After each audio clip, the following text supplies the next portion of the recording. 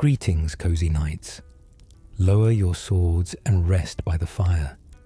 Tonight, we journey through 140 hidden encounters scattered across the lands between. Moments most tarnished will never see, figures who vanish before you know their names, and secrets from software buried so deep that some players have clocked hundreds of hours without stumbling across them. Drop a comment below and tell me where you're listening from tonight, and what games you want me to cover next, and subscribe if this helps you sleep. The Dragon Lord who waits outside of time. Deep within crumbling Fair Missoula, past the crumbling walkways and the howling wind and the beastmen who haunt every corridor, there exists a path so obscure that even seasoned players have completed the entire game without knowing it was there. From the site of grace called Beside the Great Bridge, the one that sits just before the enormous fog door leading to Malekith, you take the elevator back down. Then you navigate through a water-filled temple crawling with hostile beastmen, emerge onto a rocky ledge with gnarled trees, and peer over the edge into open sky. Below, there are floating stone platforms drifting in the storm. You drop down carefully, one ledge at a time, until you reach a vast section of ruined architecture suspended in the maelstrom, filled with alcoves containing fossilized skeletons. One alcove is empty. When you step near it, a prompt appears. Lie down. And when you do, time reverses itself. The ancient ruin rebuilds around you, and you are delivered into the presence of Dragonlord Placidusax, a colossal two-headed dragon who ruled as Elden Lord in the age before Marika, before the Erd Tree, before any of the world's current order existed. The wiki descriptions of ancient dragon smithing stones say they are made from the scales of this Dragonlord. Placidusax's lore is among the most sorrowful in the game. His god, whoever or whatever it was, abandoned him and fled, and the dragon never stopped waiting. He has sat here outside of time, for epochs beyond counting, still faithful to a deity that is never coming back. The fight itself is a visual spectacle unlike anything else in Elden Ring. Teleporting, summoning storms, tearing through reality with glowing claws, and almost nobody finds it on their own. The Thorn Sorcerers and the Dead Giants. When you first reach the mountaintops of the giants, you might notice something unusual scattered across the frozen landscape. The enormous corpses of dead fire giants covered in what appear to be red thorns growing from their bodies. Most players glance at them and keep moving, but those thorns tell a story about a war that happened long before your arrival. The creatures responsible are the Thorn Sorcerers, robed, skeletal-faced figures who travel alongside fire monks and wield red staffs crackling with aberrant energy. According to the lore woven into their spell descriptions, these sorcerers were once criminals, exiled and blinded by thorns as punishment. In their darkness, they discovered something strange, a distant presence called the Blood Star, and from their suffering, they drew power. Their magic, known as aberrant or thorn sorcery, involves wounding oneself to summon cursed briars that tear into enemies and cause blood loss. The Academy of Raya Lucaria despises these spells above all others. They call them heretical. But here is the detail most players never piece together. Those thorn-covered giant corpses on the mountaintops are not decoration. They are the aftermath.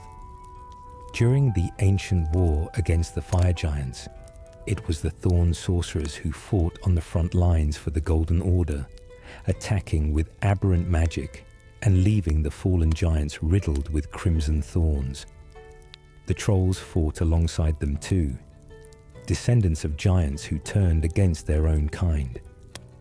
The Thorn Sorcerers you encounter patrolling the mountaintops are still there, still accompanying the fire monks, still carrying the heretical staffs made from the blood of those who were pierced through them.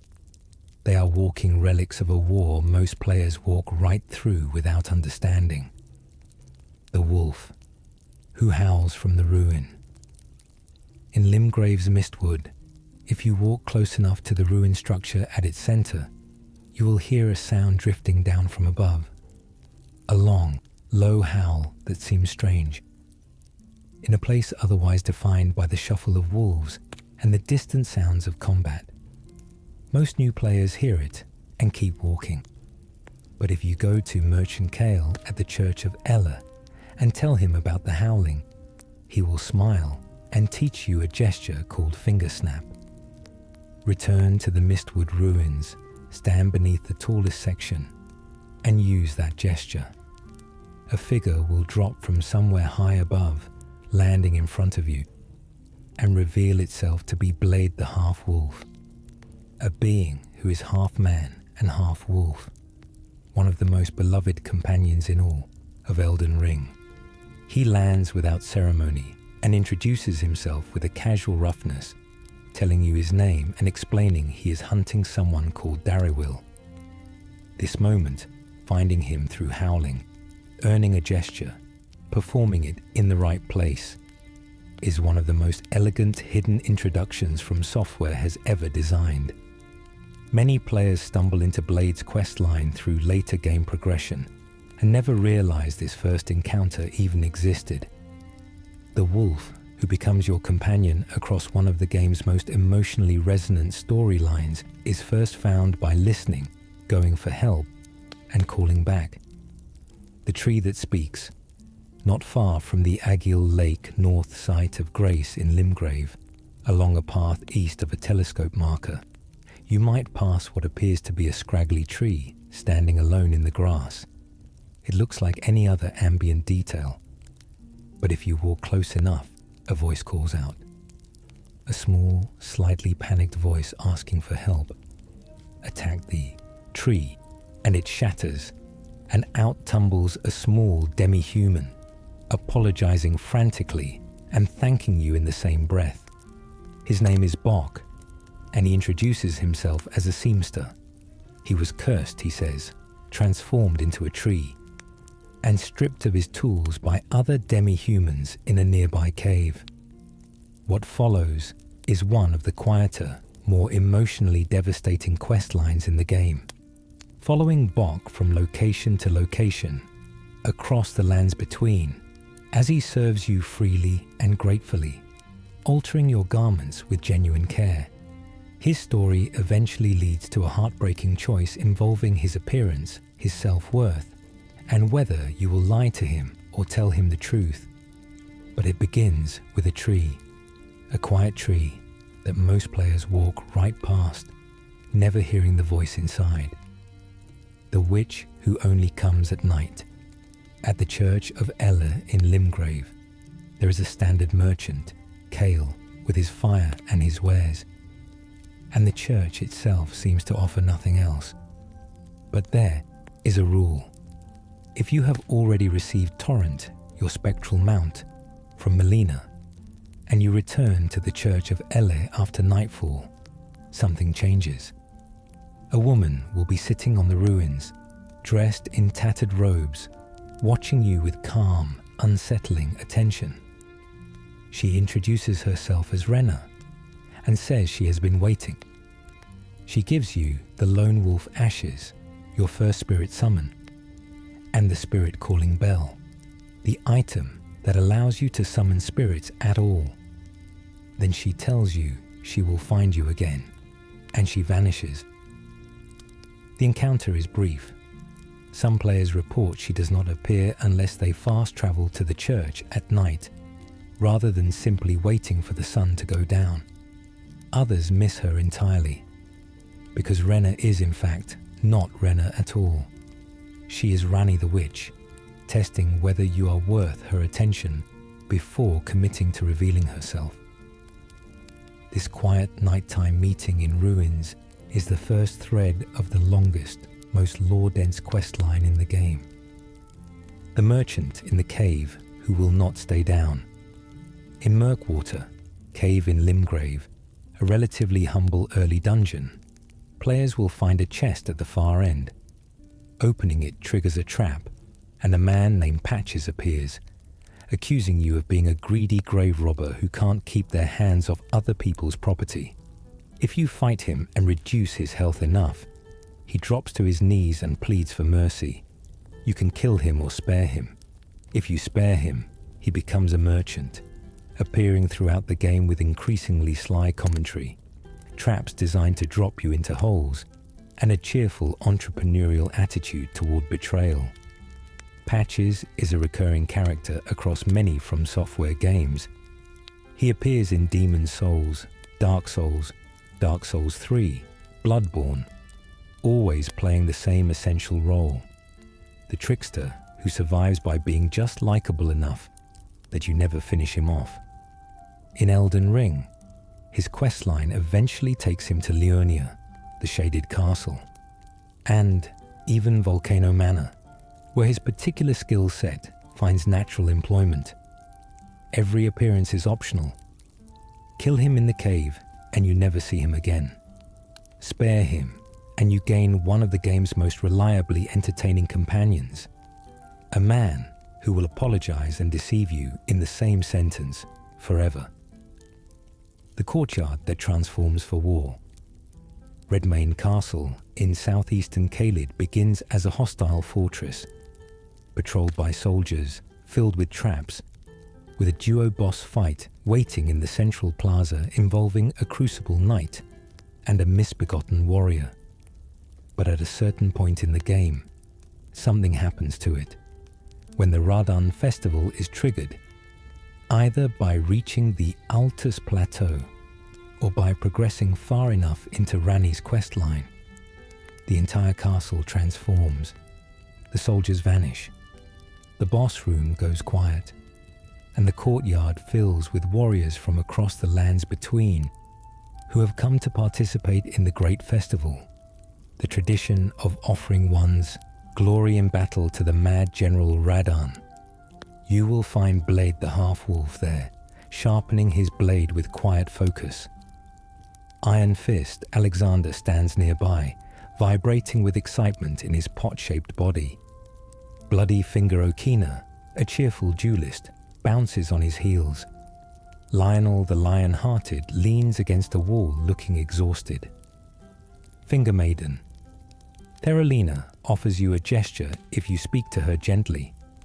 All of these figures, gathered in one place, will disperse the moment Radahn is defeated and never be found together again. The Radahn Festival courtyard is a hidden moment in time, a gathering that most players stumble into at different points if they find it at all. And when the festival ends, Redmane Castle reverts to its original state, the soldiers return, and the courtyard remembers nothing. The invasion that saves you. Along the river path leading northwest toward Murkwater Cave in Limgrave, the game announces something unusual. A red invader has appeared.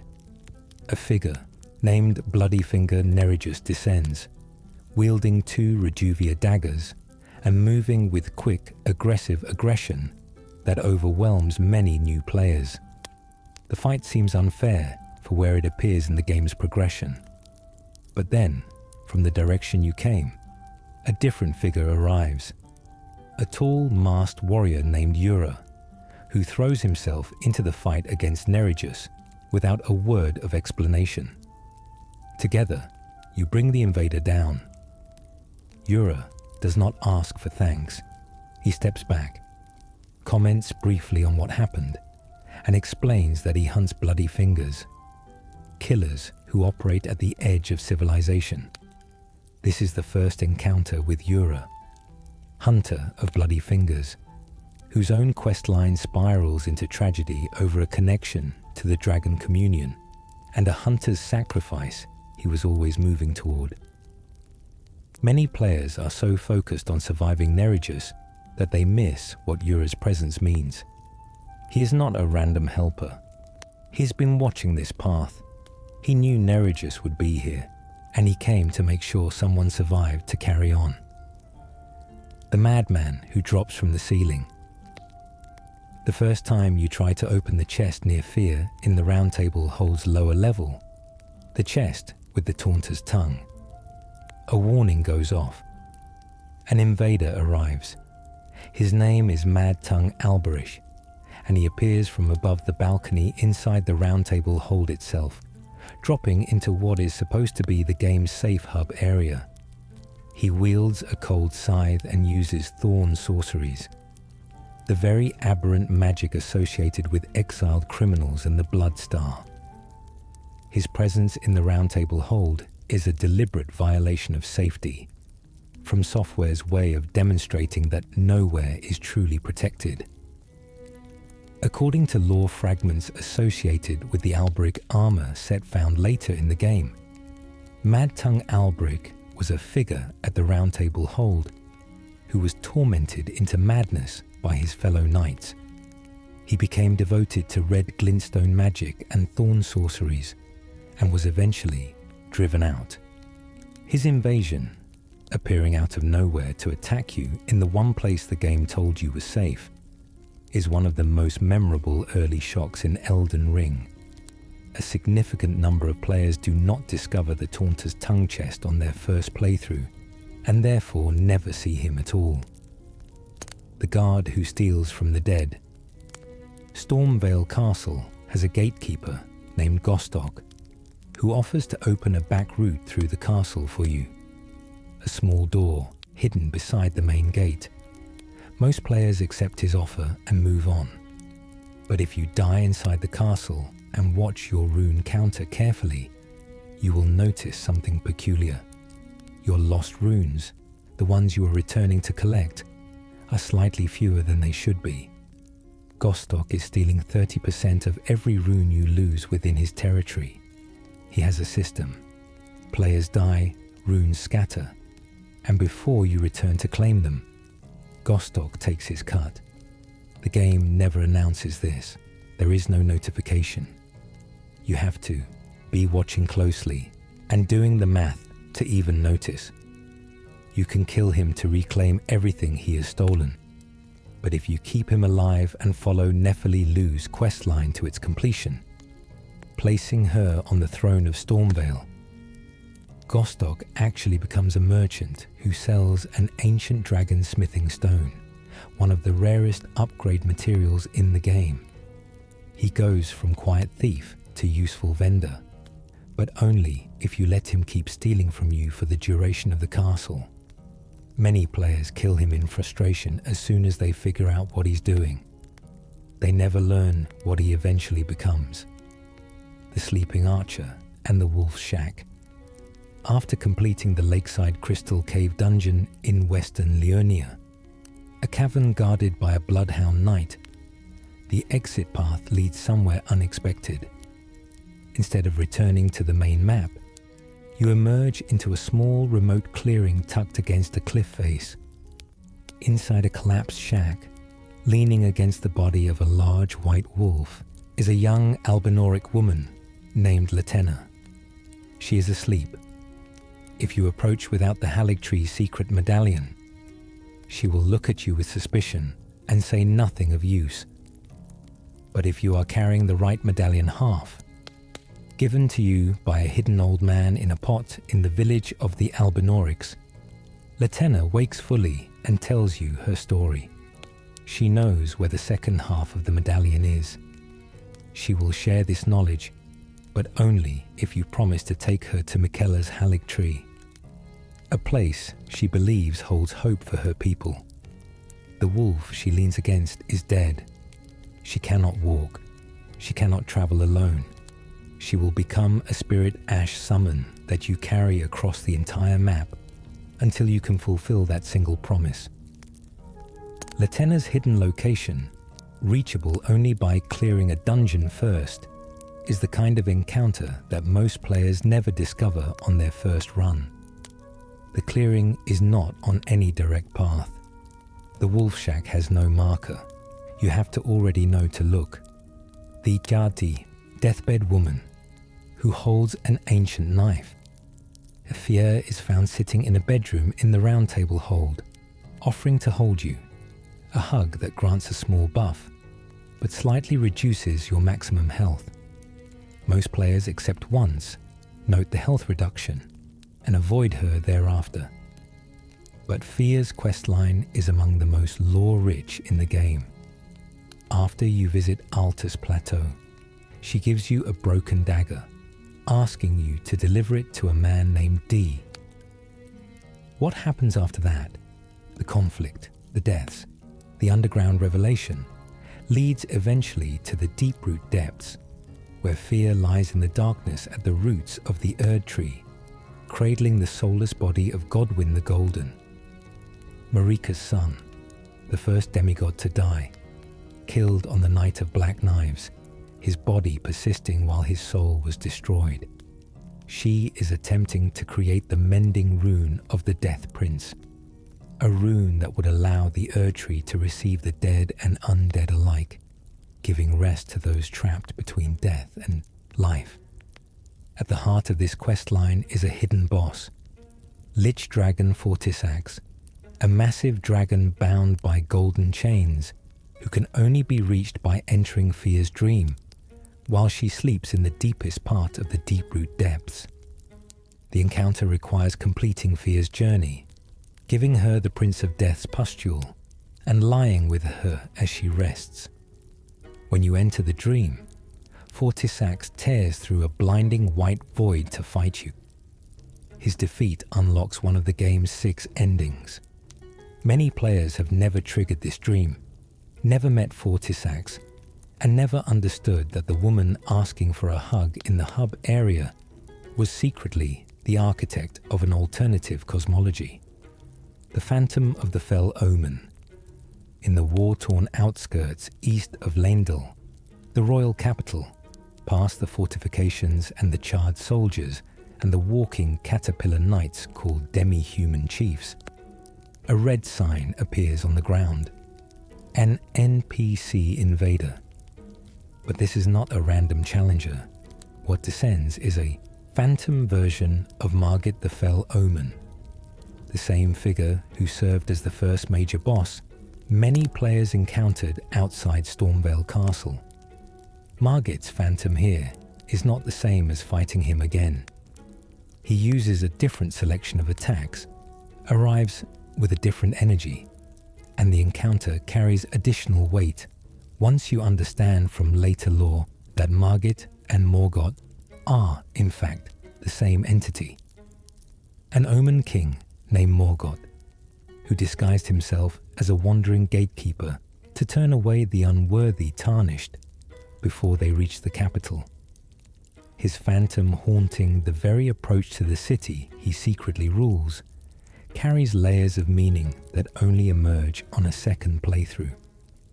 Most players who encounter this red sign invasion fight through it quickly, not realizing they are meeting a ghost of someone they already know. The Child Jar in the Hidden Village. Jarburg is a place that most players never discover, and this is by design.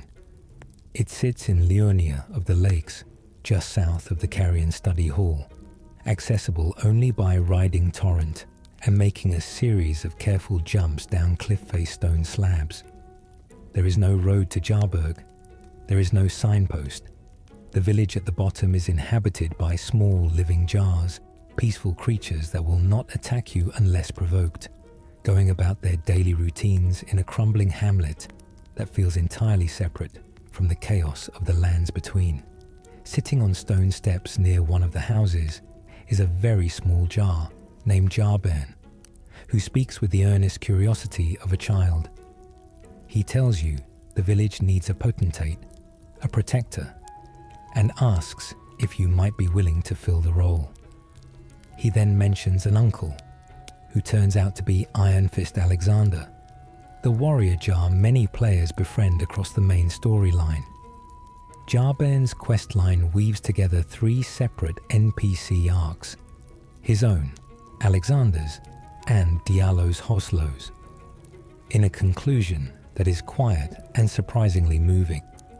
Diallos, a nobleman, from the Round Table Hold, who struggled his entire questline to define himself as something other than a failure, finds purpose defending Yarburg from poachers and dies for it. He never becomes a legend. He just protected some jars.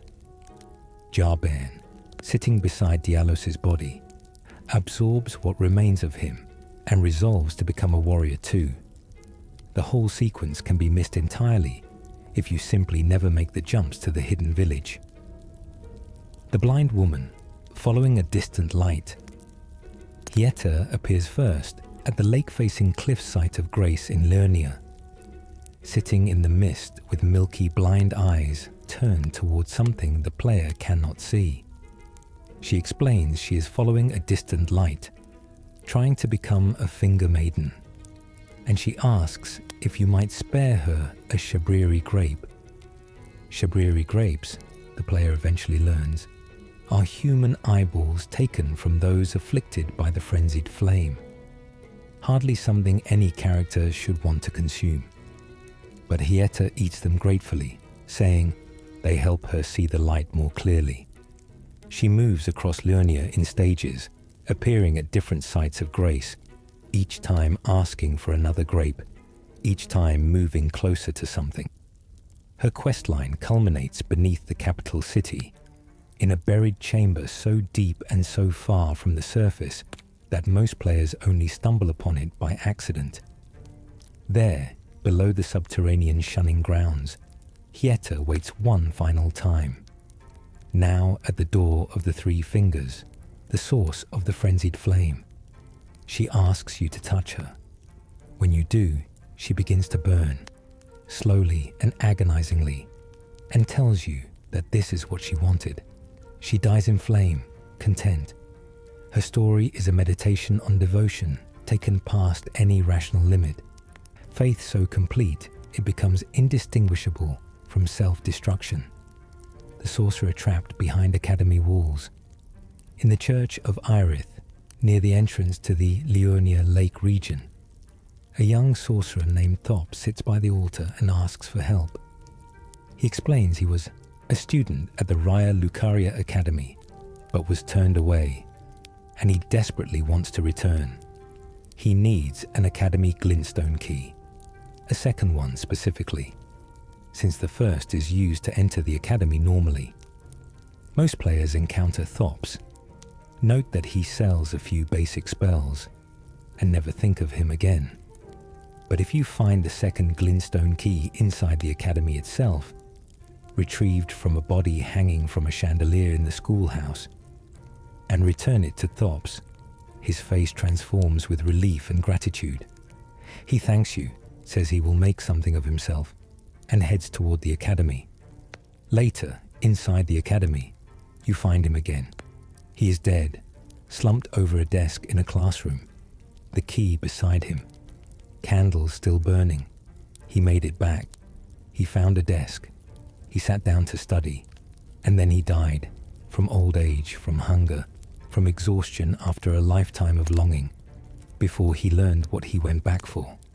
His death is not dramatic. There is no monster. He just reached what he wanted and then stopped. The hunter who warns at the grave. Near the Summonwater village in Limgrave, a quiet, fog-filled graveyard, watched over by an undead boss, a tall, cloaked warrior waits on the path leading in.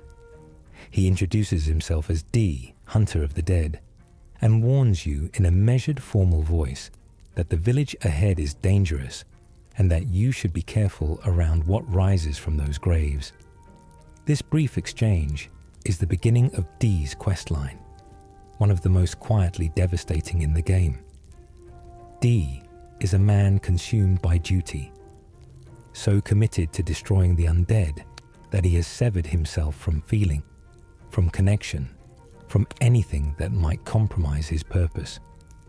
He will later appear in the Round Table Hold as a merchant of death-related items, and his questline intersects with fears in a way that reveals a brother, a conflict, and a history of grief that he has buried beneath professional coldness.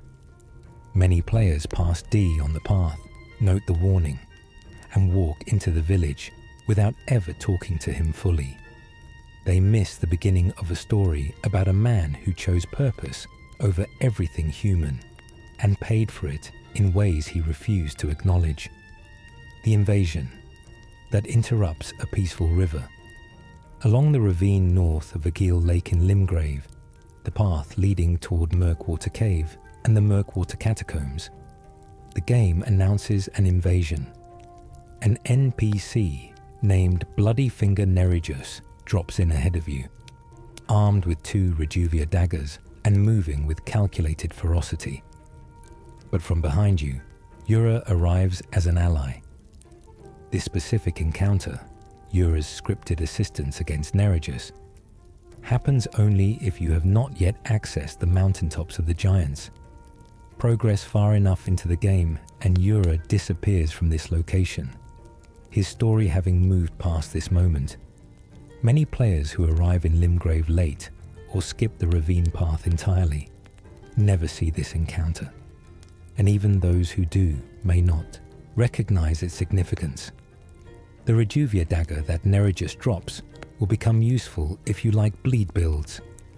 The encounter establishes Yura as a hunter of bloody fingers, and it is one of the few moments in early Elden Ring where an NPC runs to help you without being asked, without requiring you to earn their trust first.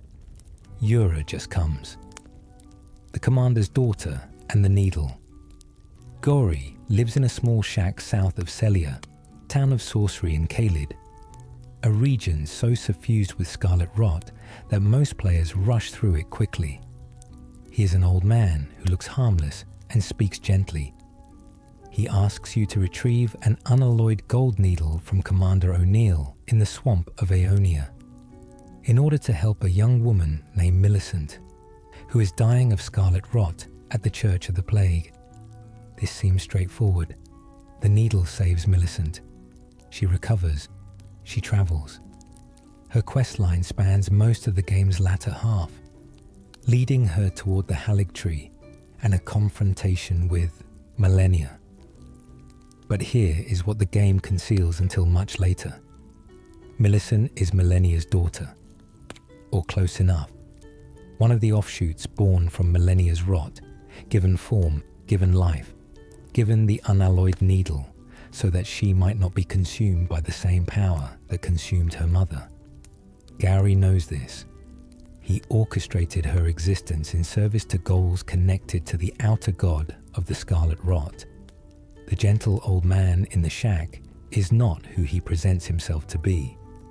The needle he sent you to retrieve was always part of something larger than one girl's survival. The lady whose body is already gone. Roderica is one of the first NPCs players encounter, sitting at the Stormill shack, dressed in a red cloak looking lost. She speaks in a dazed, frightened way about how everyone she came to the lands between with has been grafted, and she seems to believe the same fate is coming for her. She gives you the spirit jellyfish ashes and asks you to deliver a message to the spirits at Stormvale. If you find those spirits in return, she rewards you with quiet gratitude. But Roderica herself has a remarkable hidden arc.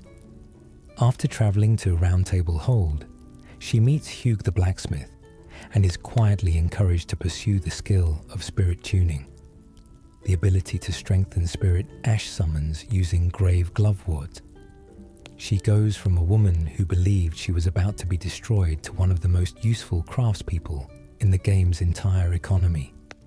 Her transformation is understated. There is no dramatic moment. She simply decides slowly that she has something to offer.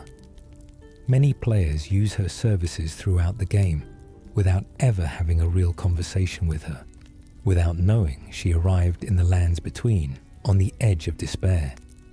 The palace hidden under Caelid, Mog, Lord of Blood, one of Elden Ring's most lore-relevant demigods, resides in an entirely optional legacy dungeon that most players never discover without a guide.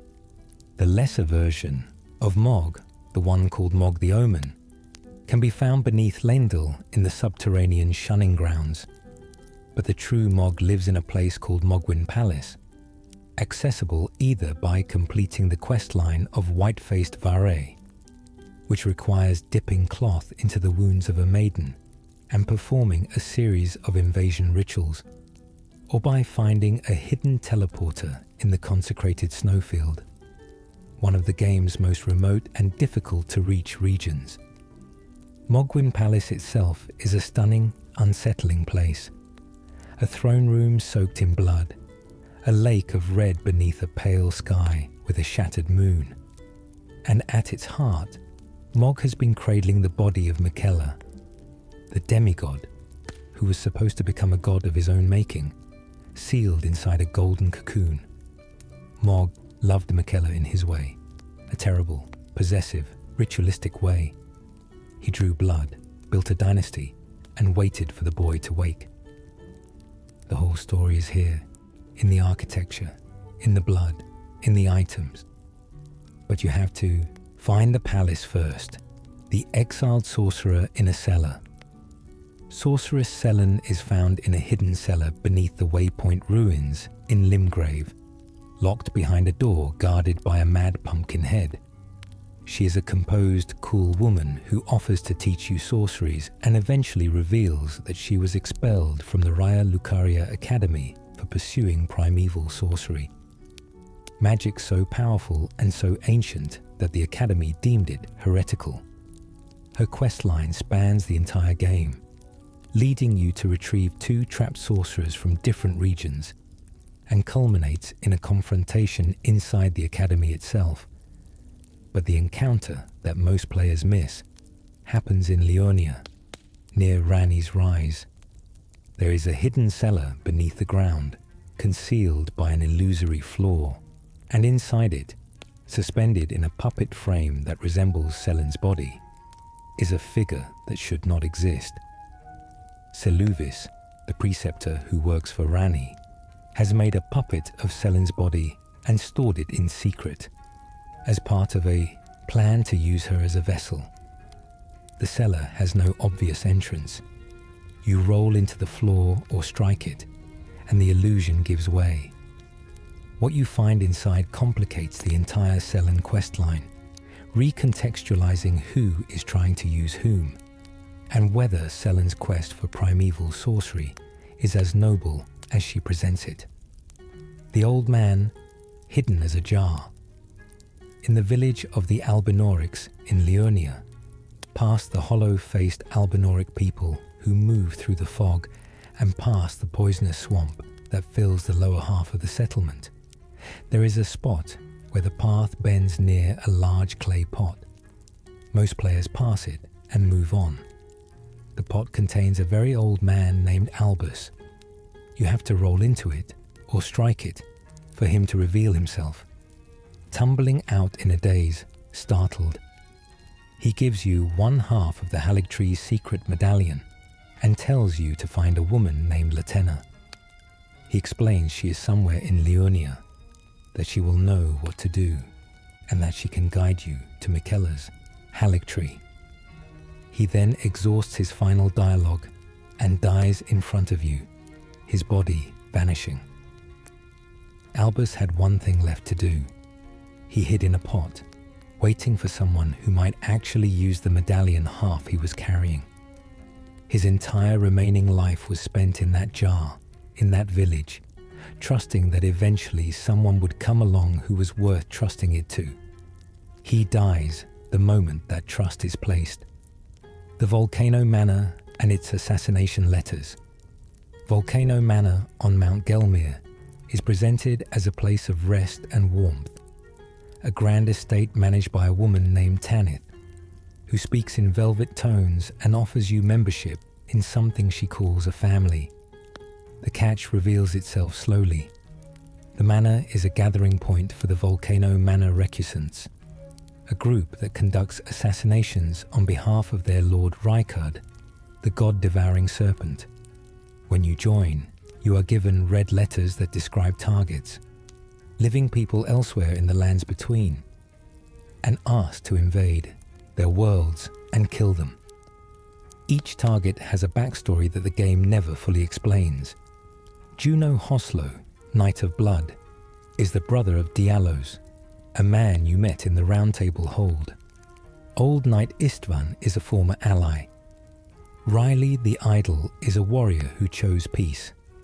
The targets are not monsters or demons. They are people with connections to others you have met, and you are asked to kill them. The manor's true nature, as a place where Rykard devours champions to accumulate power, only reveals itself after you commit to its tasks. Several players join, do one letter, and never return, never understanding the full shape of what they briefly participated in. The prisoner's curse that follows you. The Dung Eater is one of the most deliberately unpleasant characters in Elden Ring. A murderous figure encountered first as a spirit in the Round Table Hold, sitting behind a locked door in the sewers and radiating malice from behind a hideous mask. His questline requires you to find him physically imprisoned in the subterranean shunning grounds beneath Leyndell. Give him seedbed curses harvested from corpses across the map, and eventually free him from his cell. Each seedbed curse you bring him corresponds to another act of defilement he describes with horrifying clarity. His goal is to curse every person who has ever lived or died, ensuring that even the dead cannot escape defilement. Completing his questline unlocks one of the game's endings, the Age of the Duskborn, though it requires a specific item chain involving the merchant blackguard Big Boggart. The Dung Eater is one of those encounters most players encounter once, recoil from, and never engage with further. His presence in the Round Table Hold, right there in the hub, behind a door that can never quite be opened, is a deliberate intrusion of ugliness into a space that is otherwise relatively safe. He is there to remind you that the lands between contains things that simply cannot be redeemed. The knight whose past catches up. Bernal is found at the Warmaster's shack in Limgrave, selling ashes of war to melee builds and otherwise keeping to himself. If you talk to him past the merchant dialogue, he says little of note. But if you join Volcano Manor, Bernal eventually appears there as a fellow recusant, a hunter of champions, same as you. He's been doing this work for a long time. His questline eventually leads to a confrontation in crumbling Farum Azula, where he invades you alongside his wife, the two of them fighting as a duo in one of the most emotionally loaded NPC invasion setups in the game. The item he drops reveals he was once a champion of Radan, who could not accept the way things ended. The arc from quiet weapons vendor in Limgrave to enemy in the game's penultimate region is one of the most understated character journeys in Elden Ring, and it is entirely possible to miss every stage of it by simply never having a second conversation with the man selling ashes of war in a shack on the road. The dragon who was cast out of heaven. In the Grand Cloister at the base of the Lake of Rot, reached by taking an empty coffin at the waterfall's edge after surviving the suffocating scarlet rot of Ranni's questline. There is a fog door. Behind it, in an enormous subterranean arena beneath a ceiling that might as well be the sky, is Astel, natural born of the void. Astel is a creature of space, an alien thing built from pale bone and crackling starlight, with a head like a galaxy and limbs that tear at the geometry of the arena. Its item description says it was cast down from the cosmos, drawn to the lands between by the Elden Ring's radiance, and that it has been eating eternal cities ever since. The underground city of Nokron is its most recent meal. The fight to reach Astel involves one of the most harrowing journeys in the game, through the Lake of Rot, which damages you every second you stand in it, through the Grand Cloister, past cascading waterfalls of red, and then you lie in a coffin and slide over the edge, and arrive in something that should not be underground at all. A void space where something from beyond the stars waits to defend whatever it has decided to claim. The hunter who sacrifices his voice. Hunter Yura's questline takes several turns that most players miss entirely. After the river encounter in Limgrave, he appears in Liurnia on a bridge, helping you deal with another Bloody Finger invader named the Ravenmount Assassin. After that, he is found at the second church of Marika, on the Altus Plateau. Wounded, lying against the church wall, a woman named Eleonora standing over him. You must fight Eleonora while Yura is dying. When she falls, you turn back to find something extraordinary. A new figure standing where Yura was, wearing Yura's armor. He introduces himself not as Yura, but as Shabriri, a spirit that has possessed Yura's dying body to guide you toward the frenzied flame. He will direct you to the deepest parts of Lindell, encouraging you to embrace the frenzied flame and end all things. Yura is gone. His body carries someone else. The hunting life he spent, the bloody fingers he tracked, the allies he saved. All of it ends with his body serving a purpose he would never have chosen for himself. Whether you follow Shabriri's direction or ignore him, the hunter is simply gone, replaced by something wearing his shape. The sealed door beneath the capital. Beneath Lendell, in the subterranean shunning grounds, a path leads so deep and so far below the city that it seems impossible it could go further. But it does.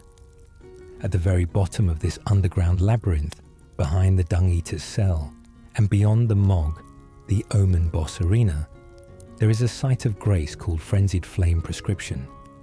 In front of you is a sealed double door. The game offers no key. The item description of the path says only that passage requires some unknown sacrifice. The sacrifice, it turns out, is your character's armor. You must remove every piece of equipment, every item, and stand completely unclothed in front of the door. Then it opens, and you meet the three fingers, the source of the frenzied flame, the counterpart to the two fingers who serve the greater will. They reach for you and burn their mark into your body, committing you to their purpose. After this, Hieta, who has been following the light of the frenzied flame across the entire game, will be waiting near the door, ready for her final act. The whole sequence requires entering one of the game's most hostile underground areas, surviving it to the bottom, understanding what the door asks, and being willing to do it. Most players who find the door stand in front of it for a moment, find no key, and leave. The merchant beneath the full sky. In the Siofra River underground region, on wooden scaffolding in a ruined section of the vast underground cavern, an abandoned merchant sits alone. He is not connected to any NPC questline and is not mentioned by any other character. He sells crafting cookbooks, specifically the Nomad's Cookbook that teaches you to make oil pots, and a handful of other items. For most players, he is simply a useful vendor who happens to be underground. But for those following Iron Fist Alexander's questline, his cookbook is essential. The oil pot it teaches you to craft is the only way to free Alexander when he gets stuck in the ground in eastern Liurnia. Without it, Alexander cannot be freed, and his questline cannot continue toward its conclusion. The abandoned merchant sits in one of the game's most visually spectacular regions, below a ceiling painted with full stars, beside the ruins of a civilization that predated the Erdtree, selling an item that most players assume is useless. He has no story. He gives no quests. He is just there, underground, beneath a pretend sky, holding something you need for something you might not have started yet. The pot that contains a journey, Iron Fist. Alexander is introduced stuck in the ground in northern Limgrave, the upper part of Stormhill, where most players are focused on Margit and Stormvale. A large warrior jar has somehow gotten himself buried up to his rim, his arms pinned uselessly to his sides, and he calls out with cheerful embarrassment, asking for help. Striking him, any weapon hit, even a light one, frees him. He introduces himself with genuine gratitude, mentions he is heading east toward a great festival, and wanders off. From this absurdly humble beginning, Alexander becomes one of the most consistently present figures in the entire game, appearing at Radahn's festival, emerging from a tunnel at the Caelid border, making camp near a lava lake on Mount Gelmir, standing ready to be summoned against the fire giant in the mountaintops, and finally appearing in the ruins of crumbling Farum Azula, with something resolute and accepting in his posture. He has spent the whole game trying to fill himself with the flesh of warriors, the strength of others absorbed into his own clay body, so that he might become worthy of greatness. His final encounter, where he asks you to defeat him so that the flesh he carries might pass on, is one of the most moving boss fights in Elden Ring, and he is first found stuck in dirt, waiting to be tapped free. The puppeteer's hidden desires. Preceptor Seluvis presents himself as Ranni's devoted advisor, a slight, calculating man who wears fine robes and speaks in careful, elevated phrases. He gives you a potion early in Ranni's questline and asks you to give it to Nefeli Lu, a warrior found near Godric the Grafted. The potion would turn Nefeli into a puppet under Seluvis's control. If you agree and give her the potion, one of the game's strongest NPC questlines, Nefeli's Arc, which ends with her ascending to rule Stormvale, is destroyed. Seluvis has been building a collection of puppets, several figures who disappear from their questlines over the course of the game, seemingly lost or killed, are later found in a hidden cellar beneath Seluvis's tower, frozen in mannequin poses, their identities erased. He is not Ranni's loyal servant. He is using her quest as cover for his own hobby, which is the complete subjugation of living people into objects.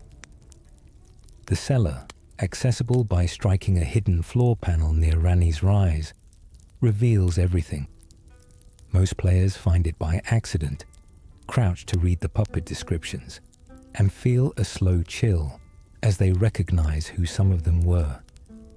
The man who lost everything to a river. White-faced Vare is the first NPC you encounter in Elden Ring, the cheerful, condescending figure standing by the first sight of grace in Limgrave, calling you maidenless and pointing you toward the world. He seems like a brief tutorial NPC, but Vare has an entire quest line. If you speak to him in Liurnia at the Rose Church, he will ask you to perform a set of 3 invasions. Win or lose does not matter, and then to dip a piece of cloth in the blood of a dead maiden. This last step is quietly disturbing. The nearest dead maiden is at the Church of Inhibition, where the body of a finger maiden who was never claimed lies on the altar. Dip the cloth, bring it back, and Vare will wound your hand with a needle and tell you that you have now been found by Mog, Lord of Blood. He will give you a medallion that allows travel to Mogwyn Palace, the hidden palace under Caelid, far earlier than the alternative route would allow. Vare serves Mog. He has been standing at the beginning of the game, at the first moment you open your eyes, quietly recruiting. The brother locked in the dark. D, Hunter of the Dead, has a twin brother named D, the second, who is found imprisoned within a locked chest inside a dark room in the Round Table Hold. A room that only becomes accessible after a specific trigger in Fia's questline. The game almost never tells you this second D exists. You can play through the entire game without ever encountering him. His story is tied to an ancient item called the Twinned Armor Set, which D, Hunter of the Dead, wears. A set that was meant to be shared between twins who journeyed together. One chose to hunt the dead. The other was somehow imprisoned. Their reunion, if you bring the item to the right place at the right time, is brief and ends in blood. The second D does what his brother could not. The questline is one of the most cryptic and emotionally condensed in the game, requiring understanding of two separate characters and their shared history, without either of them ever fully explaining what happened between them. The dancer in the windmill village.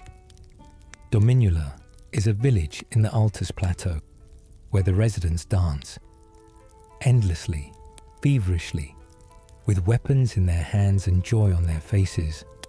They are celebrants, performers devoted to the Erd Tree's glory, but something has gone wrong. The dance has become compulsive, ritualistic, unstoppable. The celebrants will attack you if you approach, and the whole village has the particular energy of somewhere that has committed to something that cannot be walked back. At the top of the hill stands a godskin apostle, a figure that represents one of the godskins, servants of the gloam-eyed queen, who once wielded god-slaying black flame and wore the skins of their divine prey. Killing this boss is part of Millicent's questline, and her presence in the village, watching the dancers from a distance with an expression that mixes recognition and grief, suggests she sees something in the celebrant's devotion to rot and glory that she understands in her bones. Many players rush through the village, killing everything, and never speak to Millicent afterward to hear what she says about it. The knight who holds the wrong name, Millennia, Blade of Miquella, is described on her remembrance as the hardest encounter in all of Elden Ring. A fighter who has never been bested, who heals herself with every hit she lands, who exists in a symbiotic and tragic relationship with the Scarlet Rot slowly consuming her. But most players never find Millennia at all without outside guidance. She is located in the Halig Tree, a region accessible only after obtaining both halves of a secret medallion, using it at the Grand Lift of Rold to reach the consecrated snowfield, then navigating through that snowfield to Ordina, the liturgical town, then lighting 4 beacons in an area occupied by invisible assassins while black knife phantoms try to kill you. After that, you enter the Halig Tree itself, fight through several of its levels, and then reach Elphael, Brace of the Halig Tree, a second area below the first. Millennia waits at the bottom of Elphael. She has been there for years in the lore, waiting for her brother Miquella to return. He never does. She is still waiting when you arrive.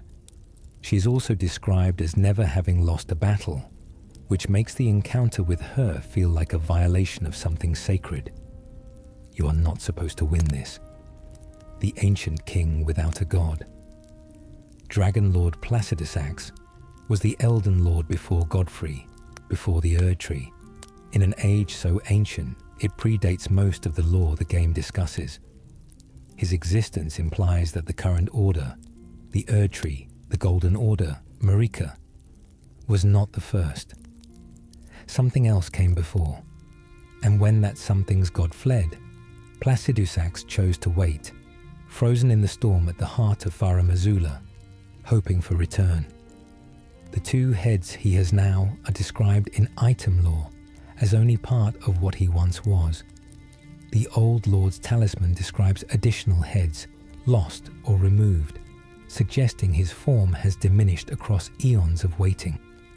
He cannot age, he cannot leave. He can only remain, suspended in a moment from which the rest of the world moved on without him. When you lie down in the empty alcove and time reverses and the arena rebuilds around you, you are stepping into the moment Placidusax has been preserving. The fight itself is extraordinary. His attacks tear through time and space. He vanishes and reappears. His lightning is red, not the gold of the current age. He belongs to something else. And when you defeat him, you are, perhaps, the first visitor in uncountable years to give him an opponent worthy of his age. He dies without reunion, without answers, faithful to the end. The fisherman who sells endings, blackguard. Big Boggart is a merchant found near the boiled prawn shack in Leonia, a straightforward vendor who sells boiled shrimp and crab, which grant temporary defense buffs and are one of the most mundane consumables in the game. He is easy to dismiss, but Boggart is a critical thread in the Dung Eater's questline, because the Dung Eater cannot simply be freed from prison and given seedbed curses. He scientifici also needs a vessel to possess at a certain point, and Boggart is that vessel. Progress both questlines far enough. Speak to Boggart at the capital Rampart site of Grace in Lanedell, and he will warn you about the Dung Eater with genuine alarm. If you proceed with the Dung Eater's quest, Boggart is killed by him. His body found on the ground near where he was standing, drained. The cheerful shrimp vendor dies to enable one of the game's darkest endings. Many players who seek out the blessing of despair ending for achievement purposes follow a guide, buy the prawns, and never understand why this particular fisherman had to die for it. The two who walk toward an answer. Brother Corin is a cleric in the Round Table Hold, who sells incantations and debates theology with measured calm. Goldmask is a golden armored figure encountered near the Altus Plateau, seated in apparent meditation, who communicates only through gesture. He never speaks a word. Together, they are searching for something, a perfect understanding of the greater will and the Elden Ring, a theological truth that Goldmask believes exists if the right mind can reach it. Their journey takes them across the most remote parts of the map, up near the Erd Tree itself, to mountaintops, to bridges so high they feel outside the world. At each location, Goldmask poses a problem. Corin relays the question. You bring information gathered elsewhere and present it to Goldmask, who processes it in silence and then moves to the next question. The questline ends with Goldmask achieving something, a complete philosophical understanding of the world that allows him to be consumed by the Erd Tree, becoming part of the structure of things. Corin, who dedicated his life to this journey, is left behind. He never understood what Goldmask reached. He prays over the golden remnants, grieving for a colleague whose enlightenment excluded him. The champion who carries the fallen, Nefeli Lu, first appears, fighting near the grafted scion in Stormvale Castle. A fierce warrior who introduces herself as a champion of the Round Table Hold. She can be summoned for the Godric fight. After that, she reappears in the hold itself, and her questline involves revelations about her adoptive father, Gideon Ofnir, who has been manipulating her for his own purposes. The emotional core of Nefeli's arc is her sense of duty against a personal betrayal. She learns that her father, the man she trusted, the figure who gave her purpose, views her as a weapon, not a person. The resolution of her questline, placing her on the throne of Stormvale alongside Kenneth Haight, is understated but significant. It is one of the few times in the entire game where something is actually built, rather than broken. Two people step forward to govern what was destroyed. It is a quiet act of rebuilding in a world that mostly burns. And it only happens if you have spoken to Kenneth Haight in Limgrave, followed Nefeli through the hold, given Seluvis's potion to the Round Table's chest, or someone else rather than her, and spoken to Gostok multiple times. The eye that watches the academy, Sorcerer Rogier, is found near the Stormveil boss room, a polite, slightly hollow-faced mage who offers magical support and complements your technique. He has a dark mark on his foot that he cannot explain. His quest line, which requires finding the mark of a Black Knife assassin on a corpse beneath Stormveil Castle, opens into a hidden history, the Night of Black Knives, when assassins, potentially Ranni among them, killed Godwyn the Golden, Marika's son, using blades carved from the Rune of Death. The mark on Rogier's foot is the same blight that killed Godwyn. He absorbed it by touching the site of the murder. And now he is slowly dying of it, his mind clarifying even as his body fails. When you meet him for the last time in Ranni's Rise, he is barely able to speak but still coherent enough to give you a crucial letter. He dies not with drama, but with resignation. A scholar who followed a thread to its logical end, knowing what it would cost him.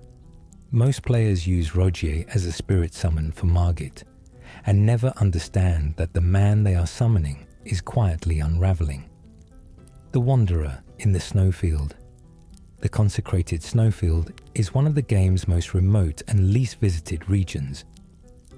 Accessible only after obtaining both halves of the Haligtree's secret medallion, using an alternate route at the Grand Lift of Rold. The Snowfield is enormous and largely featureless on the surface, a blank white expanse where visibility drops to nothing during storms, and the map fragment reveals very little. But scattered across it are figures who exist nowhere else in the game. A wandering sorcerer in white robes who attacks on sight. The Dragon Communion priestess frozen in the cold. A group of miners clinging to a cliff face. And in its center, the town of Ordina. The liturgical town requires solving a puzzle with invisible assassins and lit beacons before you can proceed to the Haligtree. Every encounter in the consecrated Snowfield is optional. None of them are announced. The whole region is a reward for those who sought both medallion halves across two separate areas separated by most of the game's map. The grave tender who chose a new life. Roderika begins at the Stormhill Shack and ends, if you follow her arc fully, as a skilled spirit tuner sitting across from Hugh in the Roundtable Hole's workshop. The journey from fearful survivor to practicing craftswoman is accomplished through a series of small conversations. Roderika expressing uncertainty, Hugh grumbling that she has a gift, Roderika gradually accepting that the lands between can offer her something other than grafting. She never becomes a warrior. She never leads anyone into battle. Her contribution is quiet and practical. She strengthens the spirits of those already dead so that they might help the living more effectively. In a game full of grand gestures and catastrophic ambitions, her story is the smallest possible version of growth. A person realizing that they have something to give and deciding to give it. Many players notice only that she appears in the hold and offers a service. They never ask her anything about herself, and therefore never know how she arrived there. The Festival Maiden, who grants a gesture. At the Raidan Festival, in the courtyard of Redmane Castle, among the gathered champions waiting to fight the great general, there is a figure most players overlook. Finger Maiden. Theralina stands quietly among the warriors, dressed not for battle, but for ceremony. She is a Finger Maiden, one of those who attend and guide Tarnished through the lands between on behalf of the Two Fingers. If you speak to her gently, she offers you the polite bull gesture as a gift. She says nothing of her own history, nothing of why she came to the festival. She simply offers kindness in a gathering defined by impending violence. After the festival ends, She disperses like the others and is not found again. Her one contribution to the game is a curtsy. It is a remarkably specific thing to include. A woman whose purpose is grace, placed in the middle of a war camp, available for a conversation that lasts 30 seconds and leaves you with nothing but a bow animation. She exists because someone decided that grace should be present even at the gathering of warriors. The demi-human who learned to speak. Bok's status as a demi-human is unusual. The demi-humans of the lands between are generally non-communicative creatures. Feral, hostile, attacking on sight. They are not shown having language, culture, or internal life beyond aggression. Bok is a singular exception. A demi-human who can speak, reason, feel loneliness, and care. The game never explains why he is different. His early dialogue with Merchant Kale in the Church of Ele, if you talk to Kale after meeting Bok, reveals that Kale has known about Bok for some time and considers him remarkable. Other demi-humans find Bok's difference threatening. They attacked him, stripped him of his tools, and cursed him into tree form. His isolation is not merely incidental. He was expelled from the group he was supposed to belong to because he became capable of something they were not. The detail that his existence raises about the nature of the demi-humans, whether some are capable of development that others suppress, whether intelligence among them is persecuted rather than absent, is never directly addressed. Bok exists as an open question about what his kind could be. The dragon who lives in a dream. Lich Dragon Fortisax is not found in the world. He is found inside Fear's sleep. After progressing Fear's questline through the Deeproot Depths, a region only accessible via 2 separate routes, both extremely non-obvious, you find her in the deepest chamber, lying on a bed of roots, holding the Empyrean Prince Godwyn's deathless body. She is attempting to create the mending rune of the Death Prince, a rune that would allow the Erd-Tree to receive the undead, to give rest to those trapped between death and life. To complete her questline and unlock the Age of the Duskborn ending, you must enter her dream, and in that dream, Fortisax waits. A massive ancient dragon, chained in golden light, whose history is tied to Godwyn's own past. Fortisax was Godwyn's ally. When Godwyn died without his soul, Fortisax attempted to save him from the death blight by fighting the plague himself. He failed. The chains are the aftermath of that struggle. He remains in Godwyn's death dream, unable to save his friend, unwilling to leave, defending a deathbed the way a guardian animal stays by its owner. The fight against him is an intrusion into someone else's grief. The graceful sword of the 2 fingers. Malenia's remembrance yields 2 items. Her curved sword and the Scarlet Aeonia incantation, which blooms a flower of scarlet rot on impact. Her sword, the hand of Malenia, replicates the waterfowl dance, the move that has killed more players than possibly any other attack in the game. But the lore of both items illuminates something more than combat. Malenia bloomed twice. Each time she released the rot uncontrollably, a massive flower of scarlet grew from the devastation. The Kaled region, the poisonous, rot-filled nightmare of orange skies and decayed life, is the aftermath of one such bloom, the site of her battle with Radahn. The flower is not a weapon. It is her body's grief made visible, her power escaping its containment when she lost control. The move called the waterfowl dance is so fluid and lethal that it was clearly designed by someone who understood exactly how a figure who has never lost might move, with the absolute certainty of someone who has never had to learn what it feels like to fail. The half-wolf imprisoned. After the festival. After the Radan festival ends and the great general falls, Bled has one more chapter before his arc closes. He disappears from Wailing Dunes, where the battle was fought, and returns to southern Limgrave. But he does not return to the Mistwood or Ranni's service. He is found imprisoned inside the Forlorn Hound Evergel, the same magical prison where he first directed you to fight Bloodhound Knight Darrowil. The Evergel that once held a target is now holding Bled.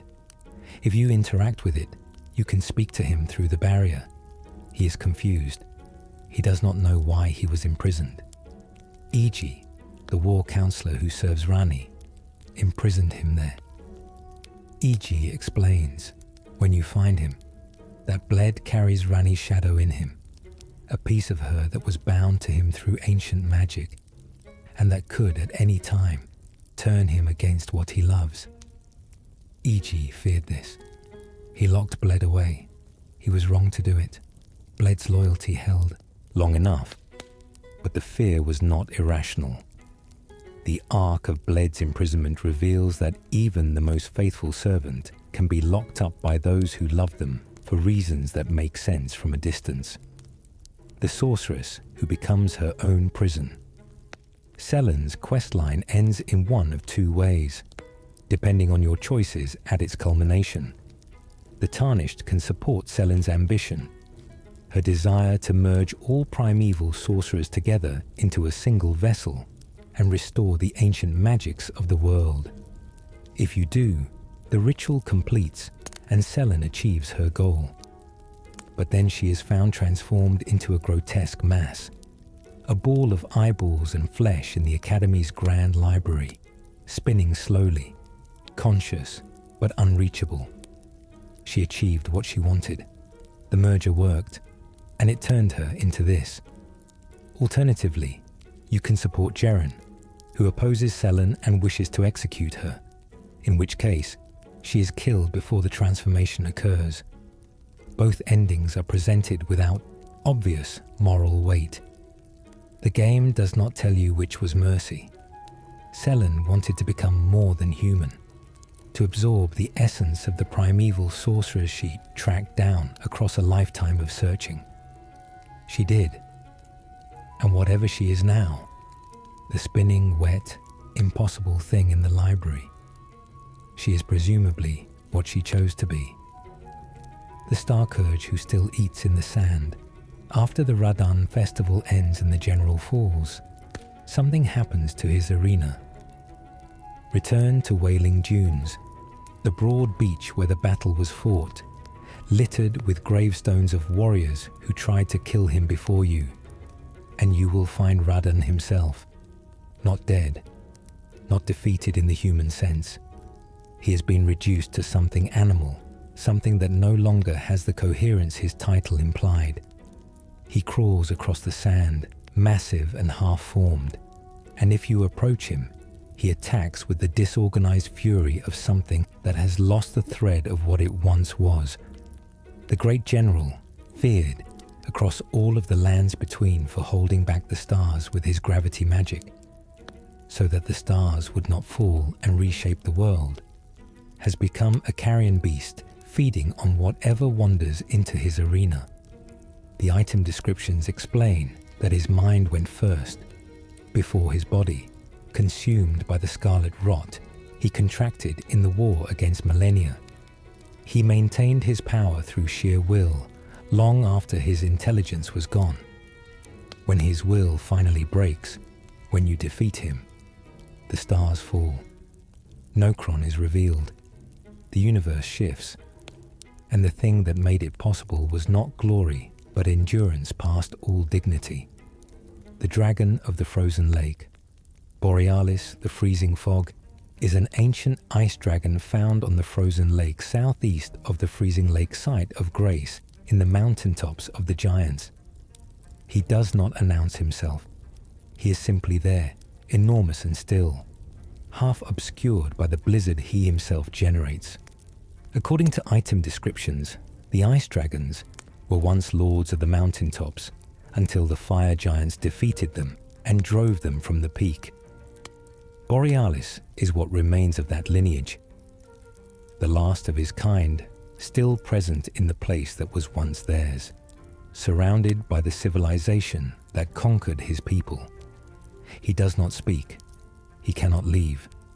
He simply exhales perpetual fog and attacks anything that comes near.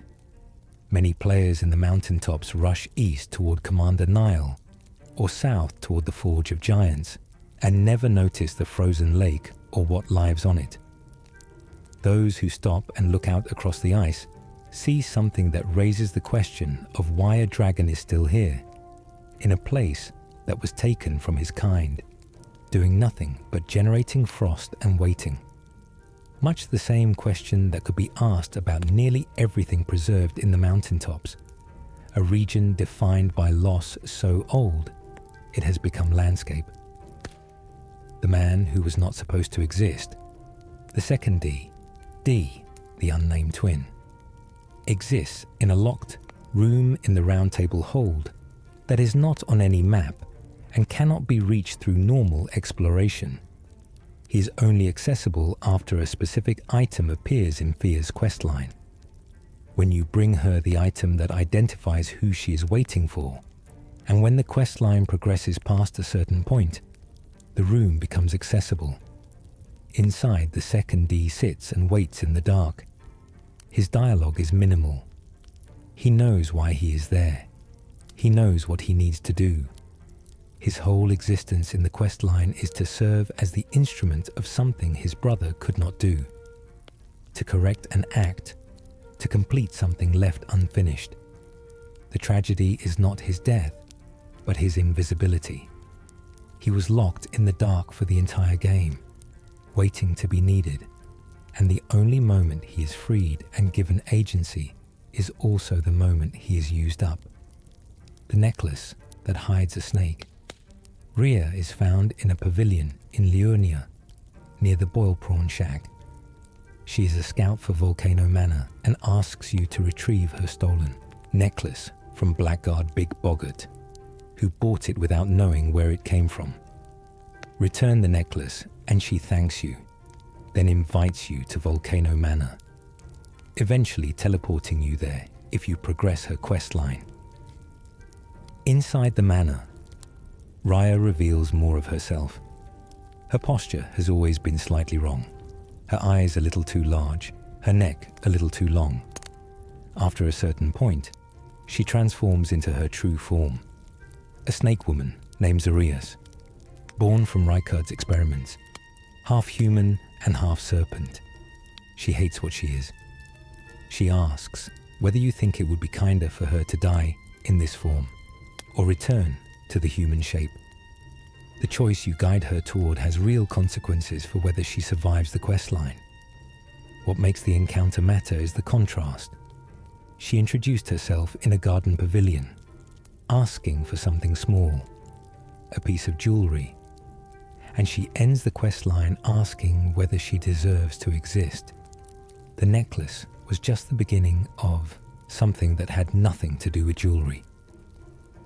The assassin who guarded the Erd Tree, at the ringleader's Evergale in Liurnia, a section of the region only accessible after completing Ranni's questline past the Lake of Rot. A Black Knife assassin named Alecto waits.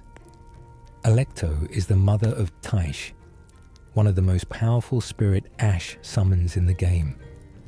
The Black Knife assassins were an order of women who carried blades carved from the Rune of Death, used on the night of the Black Knives to kill Godwyn the Golden. Alecto participated in this event. She was one of the killers. After the night, when the Golden Order began to hunt the assassins, Alecto fled with her daughter Teach.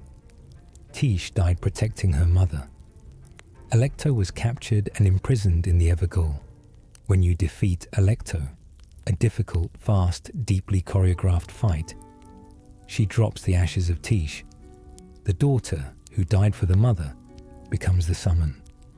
The mother, imprisoned for the act that set everything in motion, is finally defeated by the very tarnished serving the witch Ranni, whose Night of the Black Knives started all of this. the whole structure closes on itself. The town of invisible killers, Ordina, the liturgical town, is the final obstacle before reaching the Haligtree. It is a beautiful town of pale stone, quiet, seemingly empty. But when you step inside and try to light the 4 beacons placed around the town to open the central seal, invisible assassins materialize and begin hunting you. They are black knife assassins, present in the liminal space of the Evergale-style ritual area, and they are difficult because they cannot be seen until they are already attacking. Getting all 4 beacons lit requires patience, careful listening for footsteps, and acceptance that you will die multiple times in the attempt. The town's aesthetic, serene, white, holy-looking, contrasts deliberately with the experience of navigating it. It is designed to look like a place of peace and function as a trial. Every player who reached the Haligtree passed through this town and carries the memory of being stalked by something they could not see. The crafter shaped by grief, Hugh. The blacksmith is found in the Round Table hold, perpetually bent over his anvil. He has been cursed to stay there. He cannot leave, cannot rest in the normal sense, cannot pursue anything outside the forge. He is, as he explains with matter-of-fact bitterness, a prisoner. He reinforces your weapons and spirit ashes without complaint, but his dialogue, if you exhaust it, reveals something beyond the functional. He mentions that he has been waiting for a tarnished capable of killing a god. He has been waiting for a very long time. His craftsmanship is the act of a man who was given purpose against his will and has chosen to pursue it faithfully anyway, not because he loves the work, but because the alternative is despair and the work at least is real. He is one of the most quietly compelling background figures in the game, a craftsman who will never see the results of what he makes, never leave the room he is in, and never learn whether his weapons found the god they were made for. The wandering lord, who found his purpose. Kenneth Haight is found north of the Mistwood in Limgrave, standing on the ruins of Fort Haight calling down to any passerby. He has a dramatic manner of speaking, proclamatory, slightly pompous, and he asks you to clear the fort of bloody fingers who have taken it. When you succeed, he is visibly grateful and promises to restore Stormvale's glory by finding a proper lord. His questline, which most players abandon after the fort because he stops being useful, eventually leads to him becoming co-ruler of Stormvale alongside Nefeli Lu, if you follow her arc to its conclusion. Kenneth represents one of the game's rare optimistic through lines, a man who had a vision of legitimate rule in a world tearing itself apart, who spent the entire game finding the person capable of fulfilling it, and who, in the end, stood beside her. He is bombastic and often ridiculous. He is also, in the end, one of the few characters who got exactly what he said he wanted. The Carian researcher who died for a key. Thops, the young sorcerer found at the Church of Irith, is one of the most straightforwardly heartbreaking NPCs in the game because his tragedy is not dramatic. He did not die in battle. He did not face a monster. He sat down at a desk in the academy, the place he had been denied, the place he had longed for, and he died there, at the desk, with his research in front of him. His body is found with the glintstone key you gave him still near him, and a piece of research that was never finished. Thop spent his life outside the academy, unable to enter, selling spells to travelers and doing what he could. When you gave him what he needed, he went immediately and began working. He died doing the thing he loved, in the place he had always wanted to be, before he could finish what he started. The game gives you his bell bearing and the Academy glintstone staff from his body. It does not comment on any of this. The sorrow is entirely in the details. The alchemist hiding in the open. Selen's hidden cellar beneath Ranni's Rise contains one of the game's most unsettling discoveries. A puppet wearing Selen's exact appearance is stored there, seemingly dormant. This puppet was placed by Seluvis as part of his plan to use Selen as a vessel. Her body repurposed as an object, her identity erased. The discovery reframes the entire Selen questline. While you have been helping Selen regain her power and pursue her ambitions, someone else has been working in parallel to own her. Seluvis is not openly threatening. He is polite and dismissive by turns, always seeming less dangerous than he is. The puppet seller reveals him as someone who has been practicing domination over people for a very long time, who has learned to make it look like scholarship. His fate, if Ranni's questline proceeds correctly, is to be destroyed by Ranni herself, who discovers the puppet and recognizes what it means. The seller is the thing that tips her hand. The ancestor who guards the underground city, Siofra River, the underground region accessible from a well in eastern Limgrave, is one of Elden Ring's most purely beautiful environments. An entire sky has been painted on the cavern ceiling, false stars, false moon, false blue, and beneath it live the ancestral followers, humanoid figures with animal skulls who move through the space with ceremonial purpose. Their boss, the ancestor spirit, is a massive deer made of blue flame, the spirit of an ancestor creature summoned through ritual fires. Lighting all of the flames in the underground before approaching the boss arena triggers its appearance. Most players encounter Siofra early in the game, when they are massively underleveled for its enemies and retreat. Those who return and explore fully find the ancestor spirit fight, a creature that moves like a living bonfire with the dignity of something that belongs here, that has always been here, that you are intruding upon. Its death is quiet. The flames go out. The false stars remain. The Great Jar and its 3 champions. In the Caelid Wilds, east of the Rotview balcony site of Grace, there is an enormous clay jar sitting alone on a plateau. This jar does not speak. It is simply enormous, vastly oversized compared to any other jar in the game, and it waits. If you approach and interact with it, the Great Jar issues a challenge through some mechanism the game never explains.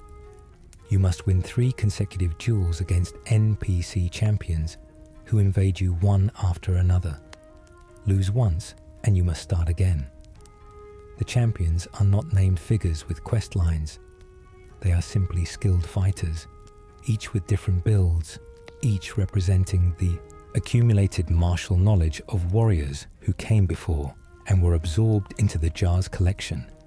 Win all 3, and the Great Jar gives you the Arsenal Charm Talisman, which raises your maximum equip load. But the encounter itself is the point. The Great Jar, surrounded by the graves of failed challengers, demands something specific from those who would receive its blessing. It is a test without explanation, a ritual with no witness, a reward offered only to those who meet its terms. Many players see the jar from a distance, note it is a jar, and ride past without interacting. The Fingerslayer and the city that never was. Nokron, the Eternal City, is revealed only after Radahn's defeat, when the stars he held back finally fall, and a new crater opens south of the Mistwood in Limgrave. Descending through that crater takes you into a city that exists underground, frozen in time, its residents long since reduced to either devoted spirits or hostile shadows. The city was a twin to Noxtella, another underground city, and both share an architecture that suggests an order predating the Erdtree. In Nokron, at the end of a path through ancestral followers and a boss fight against the Mimic Tear, a boss that copies your exact build equipment, and playstyle. You find the Fingerslayer blade, a weapon made of the same substance as the Rune of Death. It is the item Ranni has sent you here for. The blade was used on the night of the Black Knives. Giving it to Ranni is the moment her questline fully commits to its purpose. Nokron itself is one of the most visually distinctive locations in the game. Silver water reflecting false stars, ruins frozen mid-collapse, a city that should not be underground, and yet clearly has always been here. The rune that cost everything. At the very end of Ranni's questline, after the Lake of Rot and Astel and the Cathedral of Maniceles on the Moonlight Altar, Ranni herself appears, a doll-sized body carried to the altar where the Dark Moon Greatsword is waiting. She puts on the ring you found in Renala's library. She thanks you, and then she leaves the lands between, departing to pursue the Age of Stars, an age of cold, gentle dark that she believes will free people from the coercive pull of the greater will and give them their own paths. This ending is only accessible if you have done every step of the longest, most convoluted questline in the game. The final image is Ranni ascending into a moonlit sky, tiny in the distance, gone. Many players who do the quest still feel uncertain about what they helped accomplish. Was the Age of Stars good? Cold and dark, even if free? Ranni answers the question only with her departure. She is certain. Whether you are is between you and the stars. The Wanderer of the Shaded Castle. The Shaded Castle in the Altars Plateau is a minor legacy dungeon, not as grand as Stormvale or Lendil, but containing an important item, the Valkyrie's prosthesis, needed for Millicent's questline. But the Shaded Castle also contains something most players miss, a wandering Crucible knight who patrols the outer walls with a patrol route longer than any other in the game. Most players either kill him immediately or avoid him. Those who watch him walk his full route notice something in his movement, a slowness, a repetition, a quality of going through motions that have long lost their original purpose. The Crucible Knights are ancient warriors who predate the Golden Order, bearing the crucible aspects of primordial life on their armor. This one has been walking these walls for reasons that no longer exist. Whatever he was guarding, whatever the Shaded Castle once meant, is gone. He keeps the patrol anyway. The King's Festival of Blood. After completing Varre's questline, including the invasion rituals and the anointing of the cloth in a maiden's blood, Mogwyn Palace becomes accessible through a teleporter Varre provides. The palace is the Monument Mog, Lord of Blood, built for his own purposes, a throne room for a dynasty he intended to establish, centered on Miquella's stolen body, sustained by the blood cult he founded. When you arrive, the place is populated by Albinorics, who have been used as sacrifices, and by Dynasty Mausoleum soldiers who serve the palace with devotion. Mog himself waits in the throne room. His second phase, when he anoints himself with Miquella's blood and grows wings, is one of the most visually striking boss transformations in the game. But what makes the encounter deeply strange is the nature of his relationship with Miquella. He loved him, in his way, and the love was so total and so wrong that it resulted in kidnapping and a blood ritual designed to force Miquella into godhood. The body in the cocoon, when you examine it after the fight, does not stir. The storm wall and its eternal guardian, the crucible Knight found in the Evergale in Stormhill, the stomping grounds, Evergale, is not narratively remarkable. He is not connected to any named questline. He drops nothing exceptional, but his design carries more history than almost any other enemy in the game. The Crucible Knights are the remnants of an ancient order that predates the Golden Order by an age, warriors who bore the aspects of the Crucible, the original state of life before things separated into distinct forms. Their armor shows mixed aspects: tails, wings, horns. They are beings from a cosmological period that the Golden Order has since condemned as primitive. Fighting a Crucible Knight is fighting a relic from before the world was as it is, an encounter with something that should not still exist but does, preserved in its purpose, neither knowing nor caring that the order it served has been superseded. Every Crucible Knight encounter in the game is this encounter. The early one in Stormhill is just where most players first realize what they are fighting: the moon and the void behind the academy. After defeating Renala, Queen of the Full Moon, in her chamber at Raya Lucaria, a boss fight that begins with a mechanic requiring you to identify and break a specific student from a floating pack and catch Renala when she falls, then fight her true form in a second phase. You receive access to the Raya Lucaria Grand Library. Renala is still present, seated by the foggy window, reborn from her grief. She offers rebirth, the ability to respect your character stats, in exchange for a larval tear.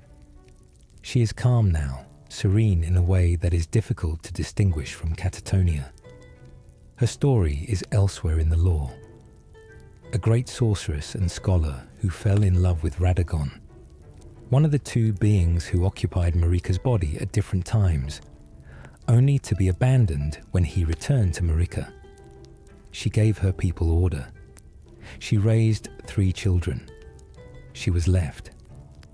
The amber egg she holds, which the students in the library fight to protect, is the last things Radagon gave her before he left. She has been cradling it ever since. The Grand Library, with its arcane shelves and its broken queen and its amber light, is the aftermath of a love story she never recovered from. The two who guard what cannot be named. In the deep root depths, past the roots of the Erd tree descending through rock and water, there is a boss fight that many players never encounter. The Elden Ring, valiant gargoyle duo. 2 massive stone gargoyles activate in sequence, the second arriving after the first reaches low health, creating an endurance challenge rather than a pattern mastery challenge. Defeating them opens a path to a coffin at the edge of a waterfall in the Siofra Aqueduct. The coffin that leads to Fia's final location in the deepest chamber. The gargoyles exist purely as gatekeepers. They have no questline, no dialogue, no named history. They were carved to protect something, and they do, attacking anything that comes near.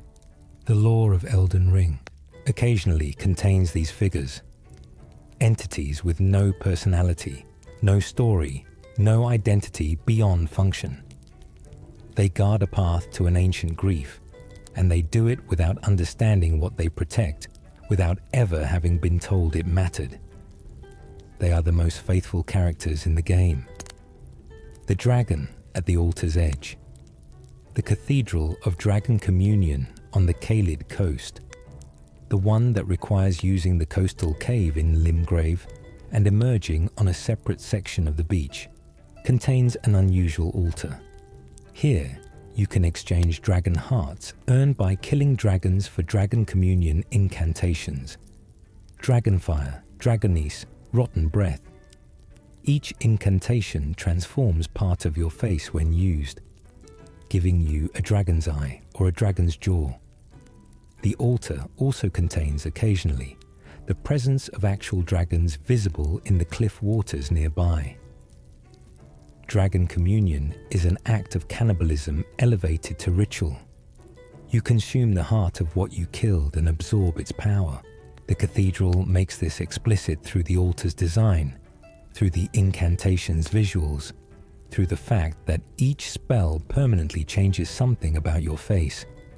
The encounter with the altar is a hidden encounter, not because it is hard to find, it is accessible early, but because most players sell the dragon hearts at a site that gives runes and never understand what the hearts could have been used for. The place where Torrent cannot follow. Farum Azula is the game's penultimate region, a city suspended in a storm, built on chunks of rock floating in permanent atmospheric devastation, connected by bridges that may or may not still be standing when you reach them. It is the only major location in Elden Ring where you cannot summon Torrent. The game explains this is because the ground is unreliable, the physics of the space threatening to your mount. But the effect is felt. After the entire game of riding freely, of the wind through open landscapes, Farum Azula forces you to walk. Every step is deliberate.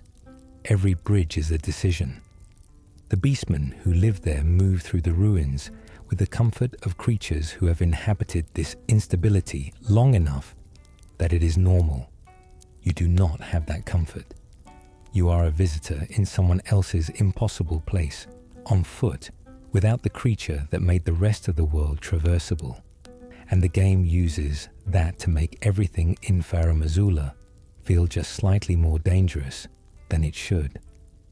The statue that confesses a god's secret, deep in the heart of Leyndell, in a quiet chamber past the golden shade of Godfrey, stands a statue of Radagon, the second Elden Lord, consort to Queen Marika, the red-haired warrior who shaped the current age.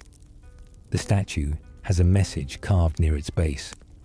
Regression alone reveals secrets. Most players read it and move on, having no idea what it means.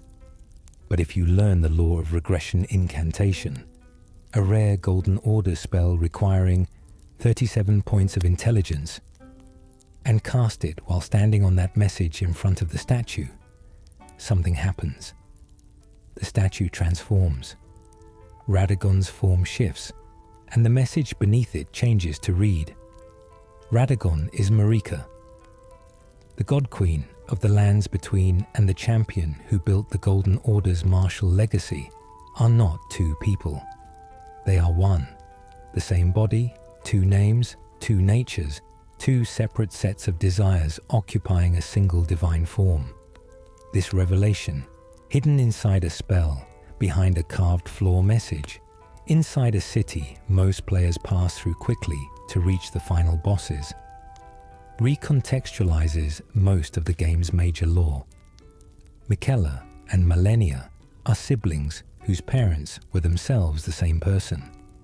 Every marriage, every lineage, every war between Marika's acts of shattering and Radagon's acts of repair was a single being at war with itself.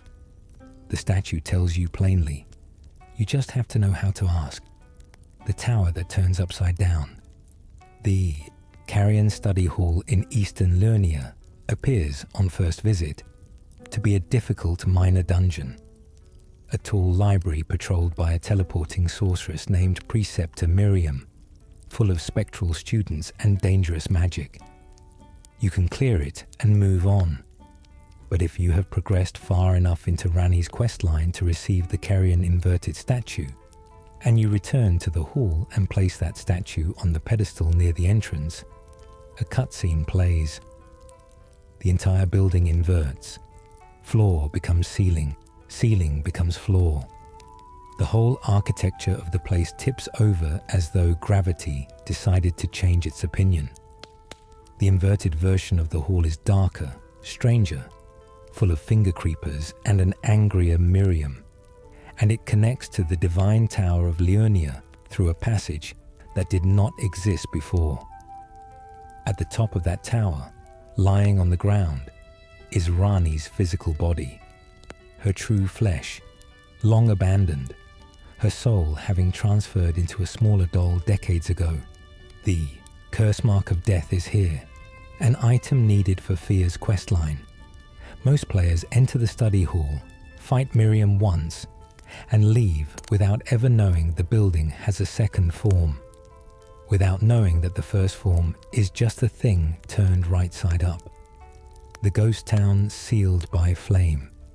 Celia, town of sorcery in Caelid, is a place most players either stumble into by accident, via the teleporting chest trap in the dragon-burnt ruins of Limgrave, which deposits you in the nearby crystal tunnel, or discover while navigating the rot-stained landscape.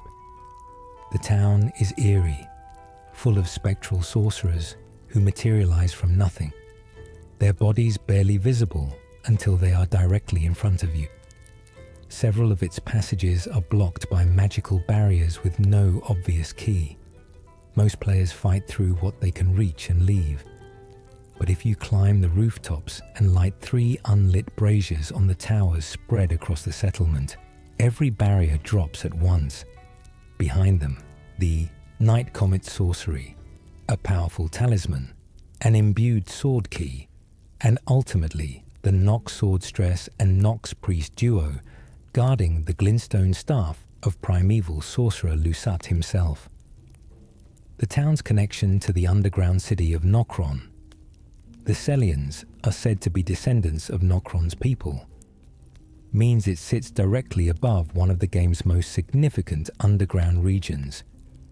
The ghost scholars drifting through its streets are the last remnants of a lineage that once had access to the eternal city below, haunting stone they no longer understand. The gatekeeper who counts his hoard, Gideon Ofnir, the all-knowing, presents himself as the Round Table Hold's strategic mind and information broker. A man of vast intelligence and careful purpose who knows everything worth knowing about the lands between. He listens to reports on the demigods you defeat and offers measured counsel. But there is a detail hidden in plain sight. The armor called the Eye Surcoat, found on a corpse inside Rykard's boss arena in Volcano Manor, bears Gideon's insignia. He had a spy inside Rykard's own domain. The spy was discovered and eaten by the serpent god. Gideon's knowledge comes not from wisdom, but from a network of agents placed everywhere, reporting back everything. His title, All-Knowing, is technically accurate, but only because he put people in every important place and tracked the results. The spy who died inside Rykard's stomach was one of many. Latenna calls him all-hearing rather than all-knowing, with contempt, and she is correct. He listens. He collects. He never ventures anywhere dangerous himself. And when you finally defeat the Elden Beast and prepare to take the throne, he appears in the fog outside the arena, not to help, but to stop you. Because his plan was never your ascension. It was to maintain the current order with himself as its most informed steward. The painting that leads nowhere. Obvious. Throughout the lands between, there are 7 paintings left by a wandering artist, framed canvases depicting locations rendered in soft blues and greens, places that seem slightly different from the world around them. Each painting is a treasure hunt. The goal is not to find the location depicted in the canvas, but the spot where the artist would have been standing while painting it. When you find the right position and stand there, the ghost of the artist materializes, leaves an item, and dissipates. The paintings have names: Redmane, Champion Song, Resurrection, Homing Instinct, and each requires exploring the world with enough attention to recognize what a painted landscape corresponds to in 3 dimensions. Most players find 1 or 2 by accident. Players who seek all 7 travel across most of the map, standing in fields and cliffs and ruins, trying to match the perspective. The ghost artists never explain themselves. They appear, offer what they have, and vanish. Their reward is not the item, but the act of finding the place they stood when they decided this landscape was worth painting. You are briefly standing where they stood, seeing what they saw. The hunter who wears a dead man's face. After Yura's body is possessed by the spirit Shabriri at the second church of Marika, the figure who wears his shape becomes something else entirely. Shabriri speaks with Yura's voice, but Yura's personality is gone, replaced by the guiding spirit of the frenzied flame, who wants you to descend into Leyndell's deepest passages and embrace the three fingers. The horror of this encounter is not Shabriri himself, but what it implies about Yura. The hunter spent his life tracking bloody fingers, sacrificing everything for a code of purpose and discipline. He dies helping you, not in dramatic battle, but in the quiet accumulation of wounds. And the first thing that happens to his body is that it gets used. Someone needs a vessel. Yura is available. Shabriri does not ask. He simply moves in, and Yura's face becomes a mask for a very different agenda. The item descriptions that discuss Shabriri describe a figure who was once the most wretched man in all the lands between, whose eyes were gouged out by the frenzied flame's madness. He spreads the flame now by encouraging the worthy to seek it. He found Yura's body at the exact moment it was needed. Whether this was planned or simply opportunistic, the game does not say. The flower that blooms. When you help her die. Millicent's final questline stage in Elden Ring asks you to make an impossible choice. Help her or betray her. After you have followed her from Caelid through the Altus Plateau and up into the Haligtree. After the needle, the prosthetic arm, the Godskin Apostle, the brutal enemies of Elphael, you find her kneeling near the roots of the Haligtree. 4 NPC invaders surround her. She is exhausted. You can help her fight off the invaders, giving her the chance to choose her own end. Or you can invade her yourself, kill her, and take the unalloyed gold needle from her body. If you help her, she defeats the invaders, but recognizes she is past saving. She says she will rot here, and that this is fine, that she would rather become something of herself than be consumed. She dies. She becomes a flower. If you return to her death location and use the needle she leaves behind inside Millennia's arena, you receive Miquella's needle, an item that can permanently remove the frenzied flame branding from your character if used in the correct spot. Millicent's death, chosen freely and faced without fear, becomes the mechanism that allows someone else freedom they thought they had permanently lost. The man who studies fingers, Count Ymir, is found at the Cathedral of Manus Metyr in the shadow of the Erd Tree, a glintstone sorcerer who has dedicated his life to understanding the outer gods, specifically a cosmic entity called the Mother of Fingers. His questline requires finding 2 sets of finger ruins across the land of shadow and performing rituals at both. The rituals involve a gesture called O Mother, found on a corpse near a dead tree in Bonny Village, used to open hidden passages into the ruins. Ymir speaks with a scholar's enthusiasm about entities that most people in the lands between would prefer to ignore. His servant Jolan is devoted to him, silent and deadly. The questline leads eventually to the cathedral itself, where you fight the Mother of Fingers, a cosmic horror that is the source of the 2 fingers scattered across the lands between, the fingers themselves being her brood. When you return after the fight, Ymir invades you. He has become something other than himself. Jolan is devastated. The questline is one of Shadow of the Erd Tree's most obscure, requiring a specific gesture found on a non-obvious corpse, and visits to 2 ruins, not marked prominently on any map. The Poisoned Devotee and the Sleeping Saint. Teolia is a soft-spoken merchant found early in the shadow of the Erd Tree, sitting quietly by a Miquella's cross in Graveside Plain. He sells poisons with the specific expertise of someone who has spent a long time studying quiet death. His secret obsession, revealed gradually through careful conversation, is Centrina, the gentle saint of sleep, who dwells in a hidden cavern at the bottom of the stone coffin fissure in the Cerulean coast. Reaching Centrina requires descending a crater by jumping from ledge to ledge, navigating an entire dungeon, and then dropping off a final ledge into an abyss of purple fog that leads to her garden. She is there, surrounded by gentle mist, and she offers her nectar.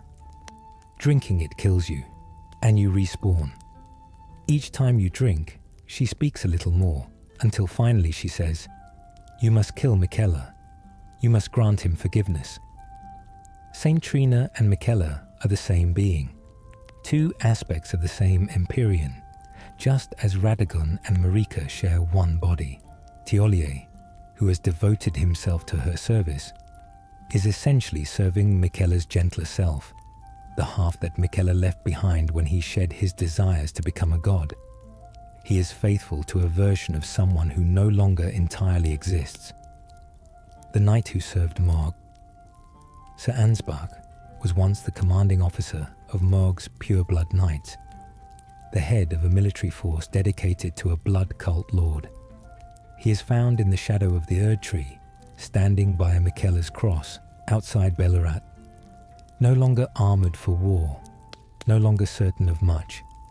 He came to the land of shadow following Miquella, and what he has found is a demigod who does not resemble the figure his former lord adored. The quest line that follows Ansbach across Shadow Keep involves passing letters, sharing intelligence about the rift forming among Miquella's followers, and eventually choosing sides when Needle Knight Leda turns suspicious and targets him for elimination. What Ansbach represents in the DLC is a figure who outlived the thing that defined him. Morg is dead.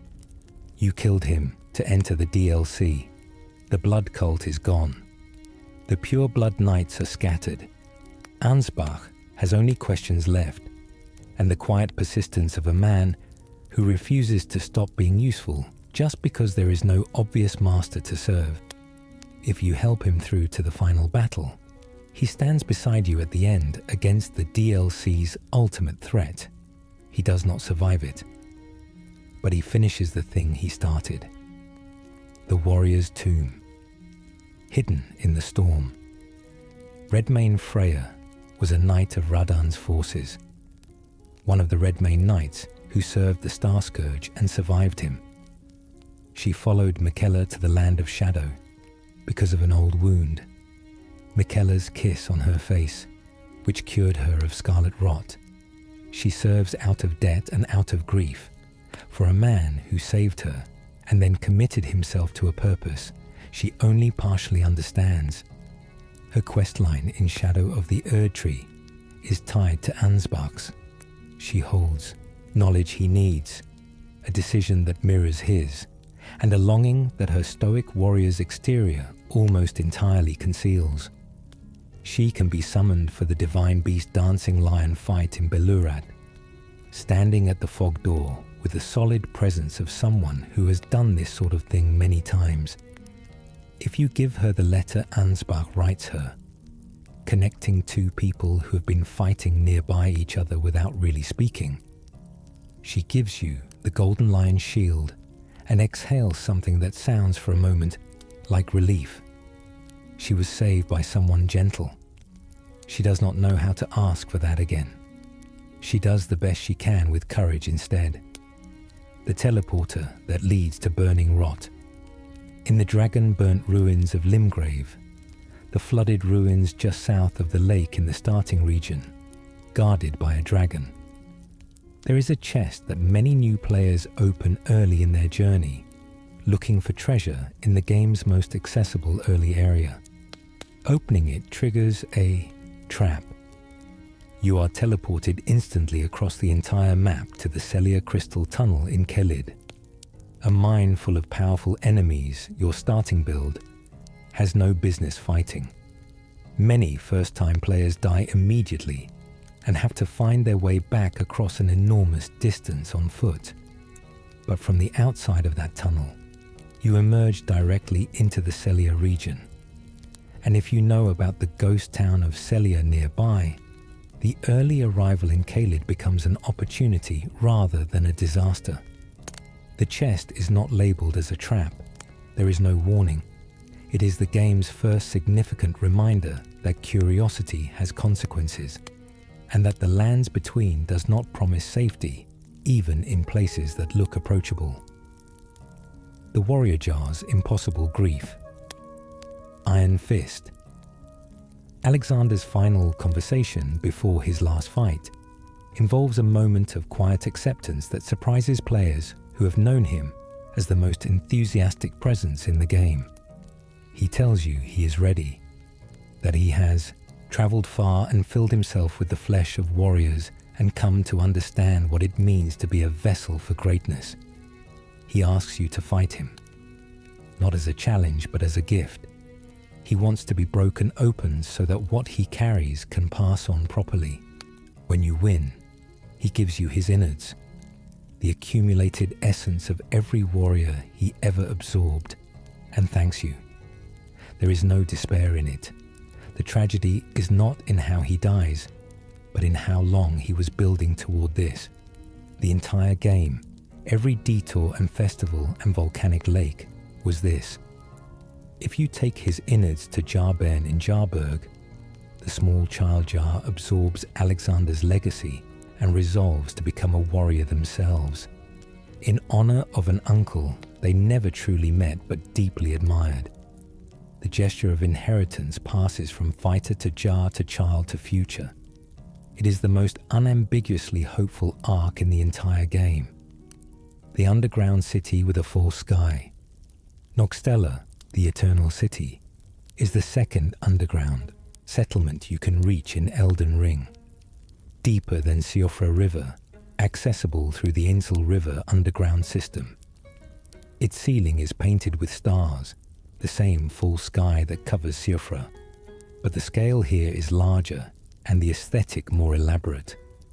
Silver water fills its lower channels, and ancient structures line its avenues with a cold dignity. Nokstella is connected to Ranni's questline because it is the city she directs you through when seeking the baleful shadow. A copy of blade sent by the Greater Will to eliminate Ranni if she deviates from its plan. The Dragonkin soldier of Nokstella guards one of the chambers.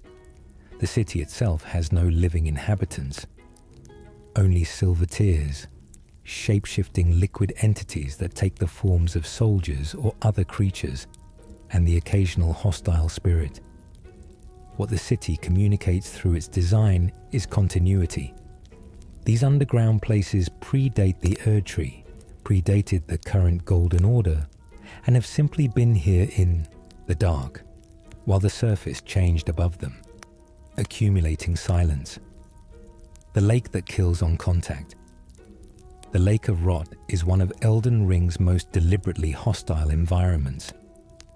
A vast underground sea of scarlet rot that damages your character every single second you stand in it, requiring either extreme rot resistance, specific talismans, or constant careful stepping on the stone platforms scattered through the liquid. Most players use the preserving boluses they have been hoarding since Caelid. The lake is not a puzzle or a dungeon. It is a journey. You cross it by finding the platforms, using the mechanisms scattered around to raise new ones temporarily, and moving forward until you reach the Grand Cloister at the far end. The whole traverse exists to make arrival at the Grand Cloister feel like survival. You reach the waterfall cascades and the empty coffin, and you understand that whatever is waiting on the other side costs something to approach. Most players remember the Lake of Rot not for what was at the end, but for the slow, meticulous, rot-drenched crossing itself. It is one of From Software's most successful uses of environment as antagonist, rather than arena. The Doll in the River. After descending into the Ainsel River, the underground waterway accessible from a well in the Leonia region.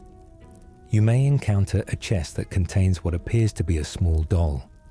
Its description calls it miniature Rani. You can carry it, but nothing happens. The game offers no prompt, no interaction, and most players assume it is a lore item to be read and stored. But if you sit at one of the 3 specific sites of grace in Ainsel River and speak to the doll, attempting to interact with it while resting, it eventually responds. It takes 3 tries before Rani's voice comes from the doll, small and precise, issuing directions. Go to Noxtella, find the baleful shadow, defeat it. The miniature Rani, a tiny inert object carried through underground rivers, becomes the means by which her questline continues in a region she cannot physically enter. The detail that players must know to try talking to it, must attempt an interaction that nothing in the game explicitly encourages, is precisely the kind of design that separates those who exhaust every possibility from those who follow only what is obvious. The catacombs beneath Stormvale. Below the Stormvale Castle dungeon, accessible through a hidden ledge jump from the Liftside Chamber site of Grace, there is a crypt. Most players do not find it. It contains the mark of a black knife assassin. The same glowing blue claw scratch that appears near the site of Godwyn's soul death, pressed into a body near the root system spreading beneath the castle. This mark is the same blight that is slowly killing Sorcerer Rogier, whose legs bear the same discoloration you can see if you look closely at his model in the Round Table Hold. He touched this mark while exploring below Stormvale. He absorbed it, and now it is consuming him, slowly. The death blight spreading from a moment of scholarly curiosity into his body. The crypt itself is not large or elaborate. Its significance is entirely in what the mark means to someone who understands the Knight of Black Knives, and in the image of Rogier's legs, visible in plain sight in the hold. A detail most players never notice unless they are specifically looking for why the kind sorcerer is dying. The wandering merchants and the frenzied corpses. Far below Lendel, in the deepest level of the subterranean shunning grounds, there is a sight most players never reach. Dozens of corpses sitting against the walls, some still clutching belongings, their expressions and postures suggesting they died mid-journey. These are the nomadic merchants, the wandering traders you encounter throughout the lands between, recognizable by their hoods and their singing bells. Item descriptions from their bell. Bearings explain that all nomadic merchants are descended from a single clan, bound together by blood and tragedy. Their ancestors summoned the frenzied flame in this underground chamber, trying to use its power, and were consumed by it instead. They have been dying down here ever since, generation after generation, drawn back to the place that destroyed their people. The merchants you trade with cheerfully above ground are the living version of these corpses. Every time you purchase arrows or flasks from one of them, you are interacting with someone whose family has been making a slow pilgrimage toward this basement for generations, carrying a grief encoded into their bloodline so deep that it pulls them here without explanation. The fingers that wait without answers. The 2 fingers in the Round Table Hold are among the most unsettling presences in the game precisely because they never move. They are enormous digits sealed behind a door, periodically consulted by D and later by the player, speaking in a voice that offers guidance but not explanation. The 2 fingers represent the greater will, the outer god whose agenda shaped the Elden Ring and the Golden Order. But they are clearly weakened, possibly dying. They cannot hear well. Their guidance is incomplete. They do not know what Marika intended when she shattered the ring herself. And yet, the entire institutional structure of the Round Table hold. The notion of fingers, the pursuit of grace, the system by which tarnished are sent back into the world, rests on their continued operation. When you meet the Elden Beast at the end of the game, you are fighting something that answers to the same outer god these fingers serve. The two fingers are the local node of something vast and inhuman. They are just fingers, detached from the hand they came from, left in a room, waiting for someone to fix what their god set in motion. The Maiden's Cross that spreads across a map. In the shadow of the Ides Tree, Miquella left physical markers across the land of shadow. Tall crosses planted along the roads and at junctions, each bearing a small message. Interacting with each one produces a brief line of dialogue. Miquella's recorded words, gentle and purposeful, giving direction and comfort to the followers he drew to this realm. The crosses are lore pieces, but they are also character studies. Every line reveals something about how Miquella speaks, how he leads, and what he is asking of the people who follow him. Most players interact with a few and move on. Those who find all of them gradually piece together a portrait of a demigod who is deeply, deliberately persuasive, whose kindness is inseparable from his agenda. The crosses are beautiful objects in a landscape of violence. The words inscribed on them are sincere and manipulative in the same breath. Miquella genuinely loves his followers. He also needs them to do what he cannot do himself, and has arranged this entire realm to make that request feel like an invitation, rather than a directive. The mercenary who keeps the code. Patches appears in Elden Ring for the final time at Volcano Manor, where he is found helping Tanith with her operation for reasons that are never fully transparent. His letter, if you find him after a certain point, suggests he had a brief relationship with Raya, the snake woman Zorias, though the details are characteristically vague and self-serving. When the Manor's questline concludes and Rykard falls, Patches writes a farewell letter that becomes one of his bell bearings. In it, he does not apologize for any of his schemes. He expresses something approaching genuine feeling for the people he encountered, acknowledges that he is and will remain himself, and moves on. The letter is the most honest thing Patches says in the entire game. A man who knows what he is, does not pretend otherwise, and nevertheless experiences something that resembles warmth for the people he tricked. He recurs across From Software's catalogue because he is the most human character they have ever designed.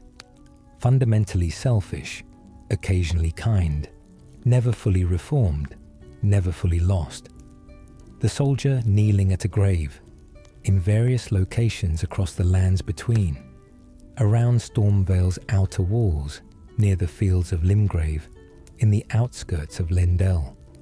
Individual soldiers can be found kneeling at graves. They are not hostile unless provoked.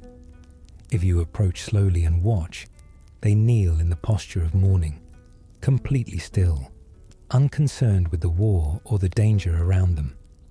They do not have names. They do not have dialogue. They are just soldiers who stopped fighting long enough to grieve someone in the ground beneath their feet. The game never draws attention to these moments. Most players kill them from a distance as a precaution, or ignore them as ambient filler. But these soldiers are some of the most carefully placed figures in the world, proof that the people who built the lands between thought about what its inhabitants would do when no one was watching. They fight because they must. They grieve because they cannot stop. The boss who is already rotting. The Godskin duo in Crumbling Farum Azula. Two Godskins, one noble and one apostle, sharing a single health pool as they respawn to fight you repeatedly, is one of the game's most despised encounters precisely because of its mechanics. But the location matters. Farum Azula is a city out of time, built around the concept of fate and its subversion. The Godskins served destined death and the gloam-eyed queen, an Empyrean who led them in a crusade to slay gods and wear their skin, wielding black flame powerful enough to kill the divine. Their mission came to its end when Malekith defeated their queen and sealed the rune of death away inside his blade, stripping the black flame of its true power. What remains in Farum Azula is a diminished echo of that, two ancient killers of gods guarding a path reduced to a tag-team obstacle in someone else's ruin. They fight and die and respawn and fight again, trapped in a loop in a city that itself is trapped in a loop, crumbling indefinitely without ever collapsing. You are not fighting them at their height. You are fighting what is left after everything that defined them was taken away. The festival that was always temporary. When the Radahn festival ends, when the great general falls in the wailing dunes, Redmane Castle does something unusual. Given time and the right triggers, it reverts. The festival courtyard empties. The NPCs who gathered there disperse to their own quest lines or disappear entirely. The soldiers return to their posts. The boss room's fog door reactivates. The castle becomes what it was before the festival, as if the gathering of champions was a dream that the architecture of the place chose not to remember. This transition is one of the more poignant pieces of environmental storytelling in the game. A celebration that was always understood to be temporary. A gathering of the willing before a great battle, now dissolved back into ordinary hostility. The champions who stood in that courtyard, Blade, Alexander, the others, have moved on to their own endings. The castle remembers nothing about the moment when it held everyone at once. The invisible path in Lendil. Near the fortified manor area of Lendil, there is a section of the Altus Highway that looks like it simply ends. A fall seems inevitable, but if you approach the edge carefully and walk, just walk, you will find that there is a path there that the eye cannot immediately see. The ledge extends invisibly, narrowly, for long enough to reach a chamber below that would otherwise require a long detour. From Software places these invisible or obscured paths throughout the game specifically for players who refuse to accept that a surface ends where it appears to. The lands. Between rewards the instinct to test every assumption about what is solid, what is passable, what looks like a wall but isn't. The invisible ledge in Lendil is a small thing, but finding it produces the exact feeling the game is always reaching for. The world is larger than it looks, and the people who built it wanted you to find the seams. The jail no one meant to open. The ringleader's Evergale in the Moonlight Altar. The plateau accessible only after completing Ranni's questline through the Lake of Rot and defeating Estelle, is one of the most deliberately gate-kept locations in the game. The plateau itself is beautiful, alien, covered in crater lakes and the soft blue light of something that feels celestial. The Evergale there holds Electo, Black Knife ringleader, and she fights with the aggressive precision of someone who has been imprisoned for a very long time and resents it comprehensively. But finding the Moonlight Altar at all requires having already followed one of the game's most labyrinthine questlines to its penultimate step. Players who find it by accident, by discovering the deep Ansel well after Astel dies without consciously being on Ranni's questline, report the encounter with Electo as one of the game's most disorienting moments. There was no direction here. There was only a plateau after a cosmic monster's death, and then a prison, and then a fight with someone who serves as the source of the Black Knife ashes. The game places extraordinary things in places that require extraordinary effort to reach. The Moonlight Altar is the most beautiful example. the prisoner who chose his face, the Dung Eater, sealed in his chamber in the Round Table Hold's lower level, wears a mask that the game never lets you remove. His face beneath is described in one of the most disturbing item lore entries in the game. Hideously scarred, deliberately deformed, bearing the marks of violence he inflicted on himself as acts of devotion to defilement. He chose this face. He designed it. What the game is doing with the Dung Eater is something rare and uncomfortable, presenting a character who is genuinely, philosophically committed to something reprehensible, without making him cartoonishly evil. He has a worldview. It is internally consistent. He believes defilement is honest, that it acknowledges what the world actually is beneath its pretense of grace and order. Whether you engage with him or not, whether you enable his ending or prevent it, he exists in the Hold as the purest challenge to every assumption the game's other characters make about purpose, dignity, and meaning. He is the thing the Golden Order was built to pretend didn't exist, the champion who kept fighting. After the goal was gone, Nefeli Lu, when she finally takes the throne of Stormvale, says very little. The moment is quiet. She sits in Godric's chair, in the chair of the lord she helped you kill, and looks out over the castle. Kenneth Haight stands nearby, already planning. Gostock the gatekeeper, the thief who stole from your rune recoveries, stands there too, transformed by the chain of events into something almost respectable. The three of them are Stormvale now. They are not heroic figures in the traditional sense. Nefeli is a woman processing betrayal by her adoptive father. Kenneth is a minor lord with big ideas and limited reach. Gostock was a small criminal operating in the margins of someone else's castle. But in the absence of Godric, they are what the castle has. They are what governance looks like when the powerful are removed, and ordinary people have to decide whether to use the space. The scene is one of the only moments in Elden Ring where something is built rather than destroyed. You help do it. You will not be remembered for it. They will carry it forward without you. The nomad who moves toward nothing. Near the Stormhill area in Limgrave, a lone figure in heavy armor walks an extremely long patrol route that circles back on itself repeatedly with no obvious purpose or destination.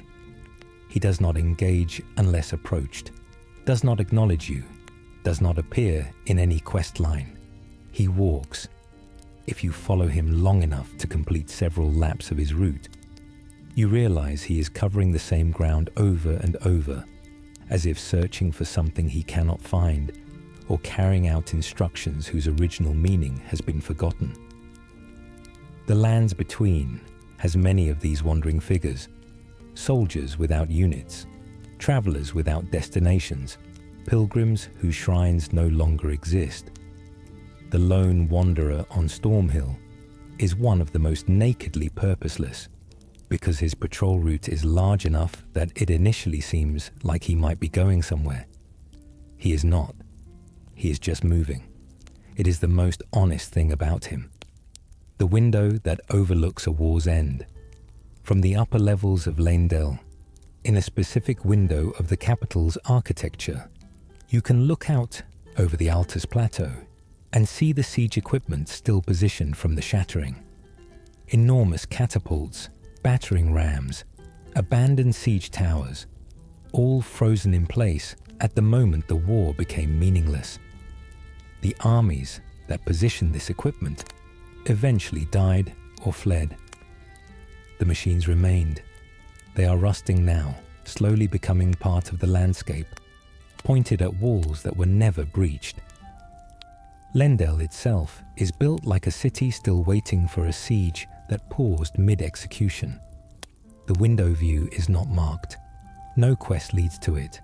It rewards only the players who slow down and look out over the world from high places, who take a moment to survey the distance instead of pressing forward, who notice that the world outside the room they are standing in has a history that predates their arrival by decades of frozen catastrophe.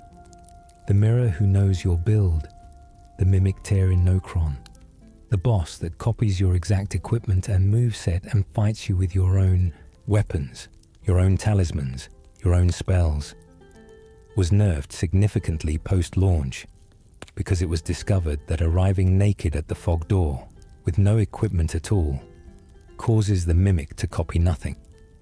An empty mimic is harmless, but the encounter as designed before players discovered the exploit was something genuinely remarkable. The game building a boss encounter specifically around what you have chosen to invest in throughout your playthrough. A player who has spent hours perfecting a build faces the perfect opponent for that build. A player with an unconventional or half-formed loadout faces something equally confused. The mimic tear is the game asking, what have you actually built here? What does it look like when it fights back? Most players exploit the mechanics now and see nothing. The few who face it equipped face the truest representation of themselves the game can offer. The gravekeeper who knows nothing. Gurranq, the beast clergyman, found at the bestial sanctum in the Dragon Barrow, trades Deathroot for powerful incantations and items. Each time you bring him a root, his hunger intensifies slightly. He attacks you briefly if you have more than one in your inventory before he calms himself. He has the body of a great beast, the eyes of something that has seen too much, and the restraint of a figure practicing enormous self-control. His secret, revealed eventually through item descriptions and later events, is that Gurranq is Malekith, the Black Blade, one of Marika's most trusted champions and the keeper of the Rune of Death. He consumed the Deathroot to forget what he knows, to suppress the knowledge of death, to maintain his composure in the sanctum, rather than carrying the full weight of what he is. His trading of those roots for power is not altruism. He is paying you to help him forget. Every Deathroot you bring him is something he consumes and dissolves, preventing the memory from surfacing again. The beast clergyman is a god's weapon, practicing amnesia as discipline. The consecrated village that never fully sleeps. Ordina, the liturgical town in the consecrated snowfield, is the gateway to the Halig tree. To proceed, you must light 4 beacons across the town, while black knife assassins hunt you through it. The town itself, before you trigger the Evergel-like ritual area, is peaceful. Snow-covered streets, stone buildings, a quiet that feels earned after the chaos of the mountaintops. Most players rush through the ritual as fast as possible, lighting beacons and running from invisible killers. Those who slow down and examine the town notice its architecture. It was built specifically for the Halig tree's approach, a ceremonial space for those worthy enough to be tested before arrival. The assassins are not intruders. They are part of the ceremony. The test is not whether you are strong enough to fight them, but whether you are careful enough to move through their space without being stopped. The snow muffles your footsteps, and theirs equally. The beacons are the only thing burning in the cold. The sea of nothing at the world's edge. At the coastline of several of Elden Ring's coastal regions, the Weeping Peninsula, the Caelid shores, the distant edges of Liurnia, you can ride Torrent to the water's edge and look out. There is nothing there. The ocean stretches to a horizon and stops. Beyond it, somewhere in the lore, are places that the game cannot show. Leyndell before it was the capital. The places beyond the lands between that Godfrey and his warriors were sent to conquer and then exiled from returning to. The sea is a reminder of scale. The world you are moving through is not the world. It is one place in a larger geography that the game does not represent.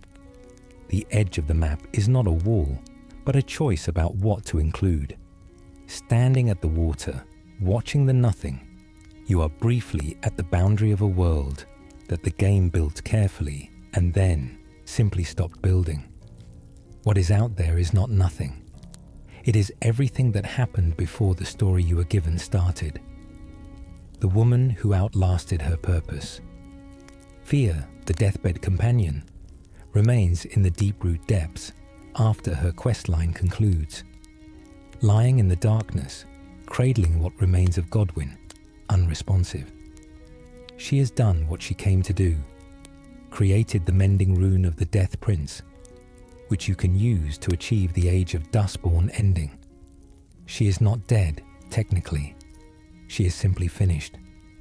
The questline does not remove her from the world. It leaves her there, in the dark, at the roots of the Erd Tree, holding a dead demigod who cannot be fully put to rest. Her love for Godwyn, expressed through the questline as something genuine and strange and deeply sad, never asked for reciprocity. He cannot give it. She holds him anyway. The Age of Duskborn, if you choose it, is her legacy. A world where death is gentle, where the dead can rest without being consumed, where those caught between life and dying can finally be still. You build it on her sacrifice. She never knows if it worked. She is still there in the dark when the credits roll. The abandoned grace that burns, the sites of grace scattered across the lands. Between each emit a small tendril of golden light pointing toward the path of progression.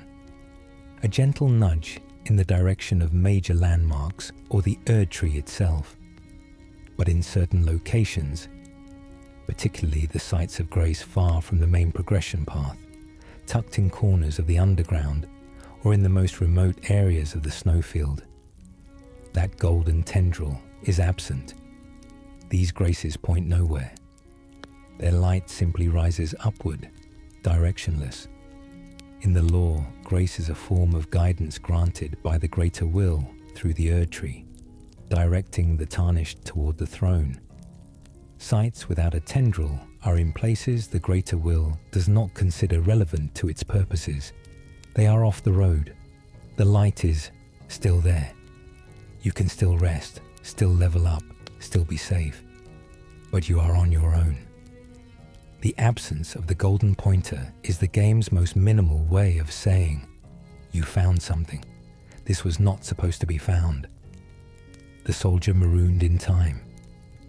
Commander Nile, the one-legged veteran locked in his keep on the mountaintops of the giants, fights using 2 spirit summons, phantoms of banished knights who died in his service, before engaging you directly. The encounter is one of the more emotionally specific in the game. Nile is old. He has lost a leg. He calls the summons by name. He is fighting you not with the eagerness of a challenge, but with the resignation of someone who has a door to guard and will guard it until he cannot anymore. On the other side of that door is the left half of the Haligtree secret medallion, an item you need to find the most hidden area of the game. Nile does not know this. He is guarding the tower because he was told to and because he has been here long enough that the guarding itself has become his identity. He calls his dead soldiers because they were the people he trusted and they are the only help available. The fight contains more grief than most boss encounters, concentrated in the act of watching an old man summon ghosts to fight beside him one more time. The crossroads of everything. The Round Table Hold exists outside of normal geography. You reach it by fast travel, not by walking, and it is not on any map. It is a gathering place for Tarnished, a neutral space where NPCs rest between stages of their quest lines and where you can upgrade, trade, and orient yourself. But the Hold is also, quietly, the most tragedy-dense location in the game. Rogier is dying there. D is there, becoming colder. Fia is upstairs with her arms open, harbouring secrets about the dead. The 2 fingers are sealed in the basement. Nefeli is processing grief. Kenneth is pacing. Gideon is watching everything. Hugh is cursed to stay. Every person in the hold is either waiting for something they are not certain is coming, or recovering from something that cannot be undone, or doing a job that will outlast them. The hold is the game's quietest horror, a space that looks like safety, where everyone inside is, in their own way, already lost. You arrive here between catastrophes, rest briefly, and leave. They remain. The rune that was not supposed to break. When you approach the Shadow Keep in the shadow of the Erd Tree, a sound plays, something shattering, distant and resonant, and a notification appears. Somewhere, a great rune has broken, and so too has a powerful charm. This is Miquella, shedding his great rune deliberately, and with it, the enchantment he placed on every follower who entered the land of shadow to serve him. The charm was not malicious in the conventional sense. Miquella used it to ensure his followers' loyalty would not waver during the long journey, but it was still a charm, an override on free will, a gentle compulsion dressed as devotion. When it breaks, every NPC who was under it suddenly processes their situation with full clarity for the first time. Some are relieved, some are frightened, some are angry. The world event notification is one of the quietest ways any game has ever depicted a character releasing control over others. There is no cutscene, there is no confrontation. There is just a sound and a line of text, and then every follower looking around and finally seeing where they are. The dragon who carries the dead. The trolls found across the lands between. Enormous, slow humanoids in ragged clothes. Have one specific role in parts of the game that many players notice without understanding. Some trolls carry enormous coffins on their backs. The coffins are massive, ornate, and clearly heavy. The trolls carry them on patrol routes through the wilderness, never stopping, never setting them down. Item descriptions explain that the trolls were enslaved after turning against their giant kin in the ancient war. The same war where the thorn sorcerers covered dead giants in crimson briars. Their punishment is eternal. To carry the coffins of the war dead, the bodies of the giants they helped destroy. They wander the mountaintops and outer regions endlessly, bearing the weight of their betrayal on their backs in the most literal possible form. When players attack these trolls for loot, they kill a species serving a sentence they did not choose. When players walk past them, they see slow figures trudging through snow with enormous boxes, and perhaps, for a moment, understand the weight. The city that never fell. Leyndell, the royal capital, is unique among the game's major locations in that it was never successfully conquered during the Shattering. The demigods tore each other apart across the lands between, but Leyndell held. The siege equipment positioned outside it was never used. The walls were never breached. The city simply endured, guarded by Morgott in disguise, while the rest of the world deteriorated around it. When you finally enter Leyndell, you are entering the last functioning piece of the Golden Order, a city that kept its form when everything else broke. But the form is hollow. The ceremonies continue. The knights patrol. The tree grows. And Marika is locked inside the Erd Tree, hammered to its roots, shattered from within by her own hands. The capital that didn't fall was already empty at its center. It preserved its structure so successfully that it became a monument to the absence of what it was built to serve. Walking through Leyndell is walking through the best maintained ruin in the game, preserved by people who never understood that what they were guarding was already gone. The last of the wandering painters, the seventh painting in Elden Ring, called Sorcerer, depicting a figure in blue at a window, leads you to a cliffside in the Moonlight Altar after Ranni's questline has opened that area. The ghost of the artist materializes when you find the spot. She was a student, the description suggests. One who studied sorcery in the tradition of Lusa and Azur and all the others. She came to this cliff, looked out, and found the view worth painting. That is the entire story. She was here. She saw something worth preserving. She left it as a record that, hundreds of hours of gameplay later, someone would stand in the exact spot she stood and confirm, yes, this was worth seeing. The paintings are not quests with narrative payoffs. They are acts of retrospection, of visiting the perspective of someone who existed before your story started and cared enough about a specific view to record it. You are not the protagonist of those stories. You are a traveler who wandered into a place someone else loved and stood there long enough to feel why.